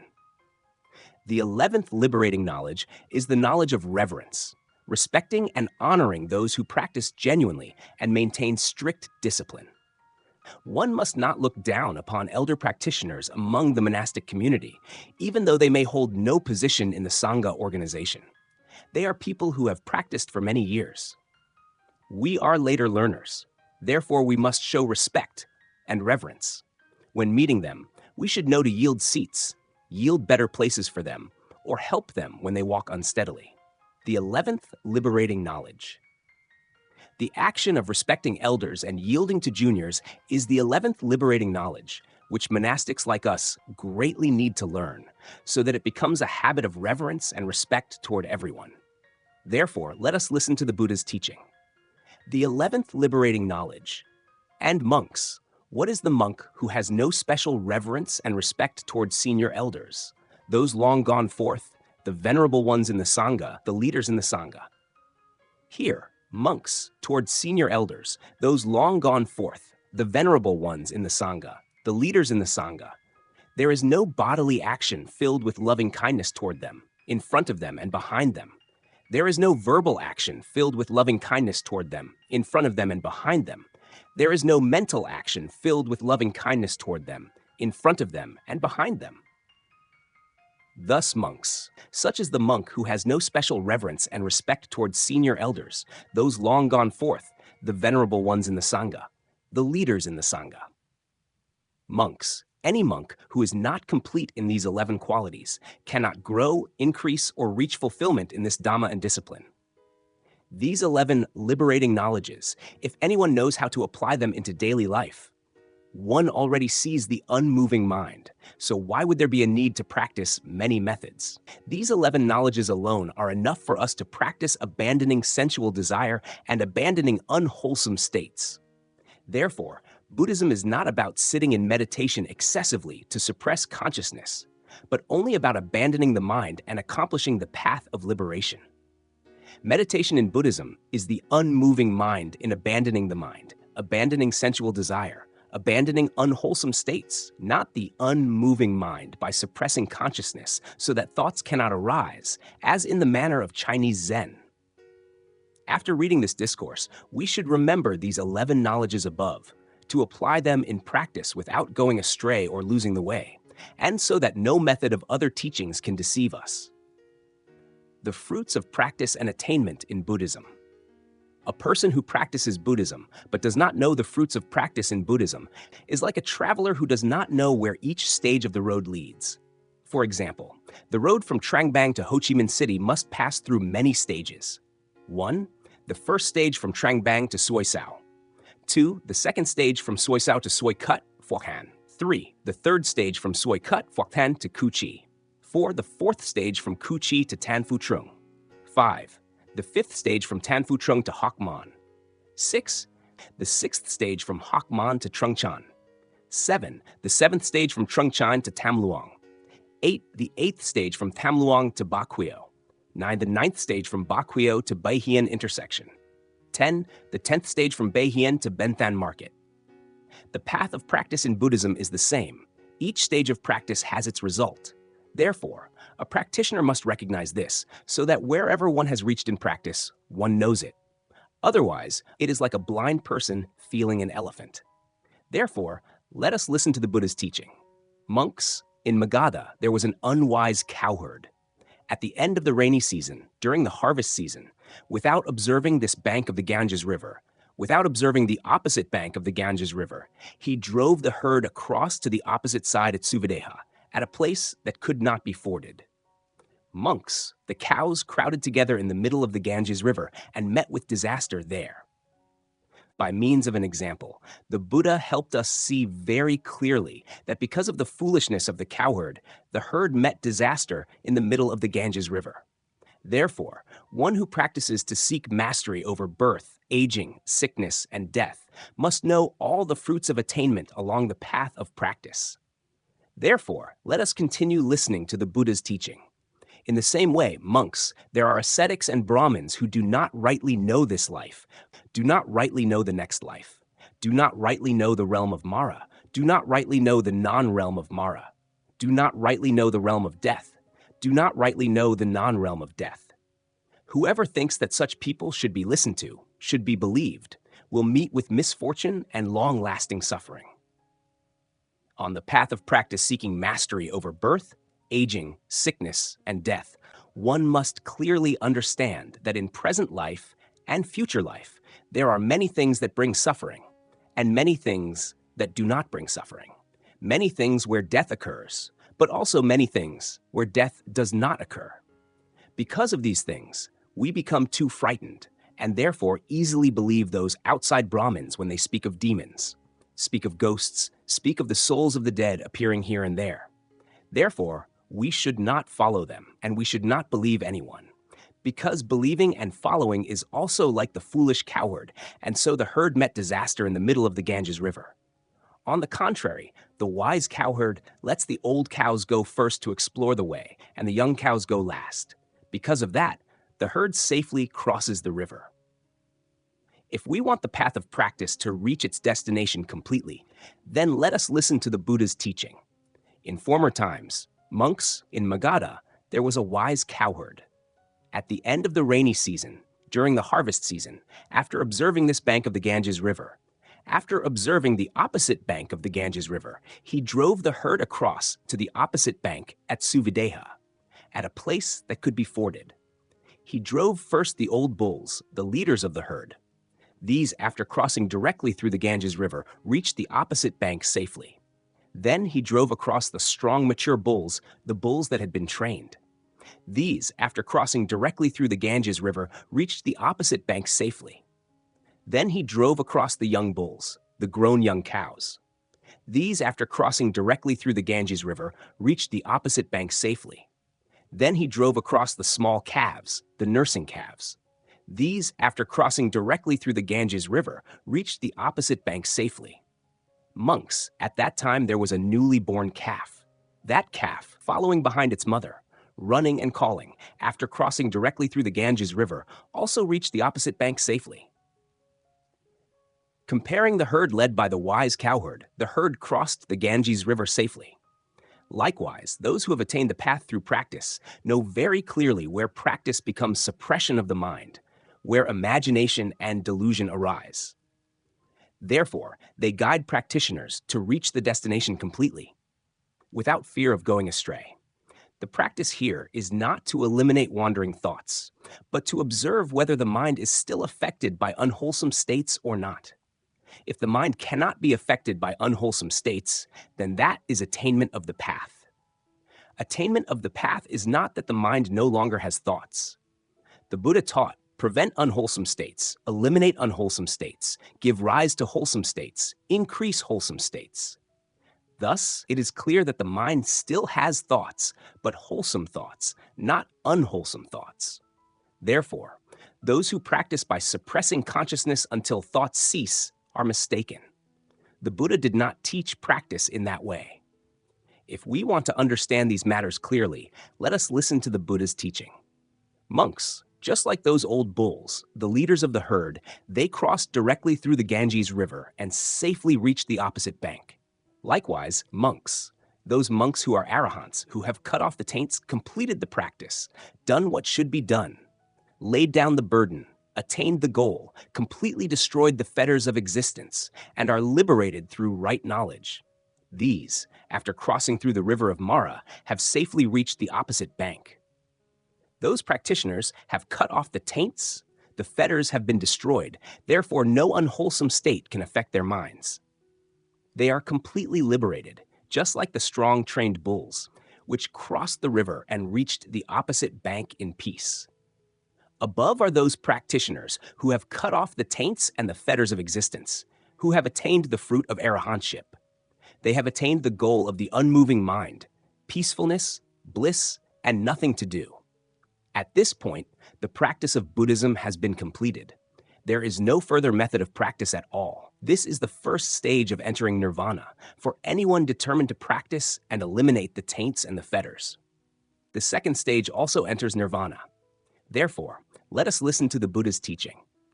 Bhikkhus, just as the strong bulls, the trained bulls, after crossing directly through the Ganges River, reached the farther shore safely.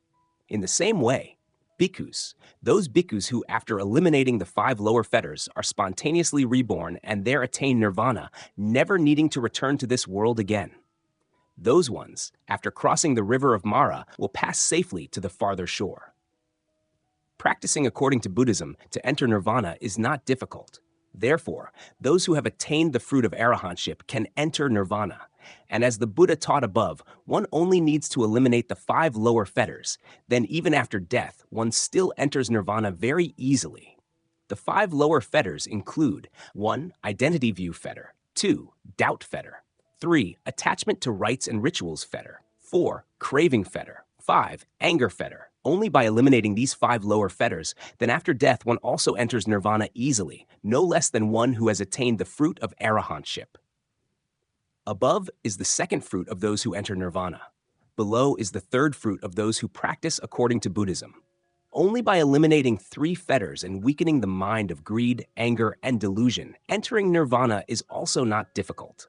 Thus, the 3 fetters are as follows. 1. Identity view fetter. 2. Doubt fetter. 3. Attachment to rites and rituals fetter. This is the third stage of entering nirvana. Let us listen to the Buddha teach the third stage of entering nirvana. Bhikkhus, just as the young bulls, large, and the young cows, large, after crossing directly through the Ganges River, reached the farther shore safely. In the same way, bhikkhus, those bhikkhus who have eliminated 3 fetters, reduced greed, anger, and delusion, attain the fruit of once returner, and after returning to this life one more time, will completely destroy suffering. Those ones, after crossing the river of Mara, will pass safely to the farther shore. That is correct. Only by eliminating 3 fetters and reducing greed, anger, and delusion, one also enters nirvana easily. The fourth stage of entering nirvana only requires eliminating 3 fetters. 1. Identity view fetter. 2. Doubt fetter. 3. Attachment to rites and rituals fetter. Let us listen to the Buddha's teaching. Bhikkhus, just as the small calves, the nursing calves, after crossing directly through the Ganges River, reached the farther shore safely. In the same way, bhikkhus, those bhikkhus who eliminate 3 fetters, attain the fruit of stream entry, are certain not to fall into evil destinies and reach right enlightenment. These ones cross the river of Mara and will pass safely to the farther shore. The fourth stage only requires eliminating 3 fetters. Then, after abandoning this physical body, we also enter nirvana easily. Below is the 5th stage. If we practice correctly according to the method, then entering nirvana is not difficult. Therefore, let us listen to the Buddha's teaching. Bhikkhus, just as a very young newborn calf, by running after its mother, running and calling, after crossing directly through the Ganges River, reached the farther shore safely. In the same way, bhikkhus, those bhikkhus who practice according to the Dhamma, who practice according to faith, after crossing the river of Mara, will pass safely to the farther shore. This 5th stage follows wholesome or unwholesome states and preserves the mind in serenity and peace. Then one also enters nirvana easily, without difficulty. In this 5th stage, the Buddha teaches us not to eliminate greed, anger, delusion, conceit, doubt, and fetters, but only to preserve the mind in serenity and peace. Then one also enters nirvana. Thus, in Buddhism, practicing to enter nirvana is not difficult or exhausting. One only needs to know how to live in serenity and peace, and one enters nirvana already. At this point, do you see this ease? In the 6th stage, the Buddha taught that only by having faith in the Buddha and skillfully treating all people in all circumstances, not causing suffering to oneself, suffering to others, and suffering to all sentient beings, then one also enters nirvana without difficulty. Let us listen to the Buddha's teaching. Bhikkhus, now I fully know this world, fully know the next world, fully know the realm of Mara, fully know the non-realm of Mara, fully know the realm of death, fully know the non-realm of death. Whoever thinks that they should listen and should place faith in me, they will obtain long-lasting happiness and peace. Only by trusting the Buddha's teaching, knowing how to treat others without causing suffering to oneself, to others, and to all sentient beings. Then when abandoning this body, one also enters nirvana easily, without difficulty. Because Buddhism has 6 stages for entering nirvana, we may choose whichever stage we wish, depending only on our own strength and capability to choose the path into nirvana. Looking through these 6 stages of practice, we then see that Buddhism practices according to each person's faculties and level, yet everyone can enter nirvana. The end.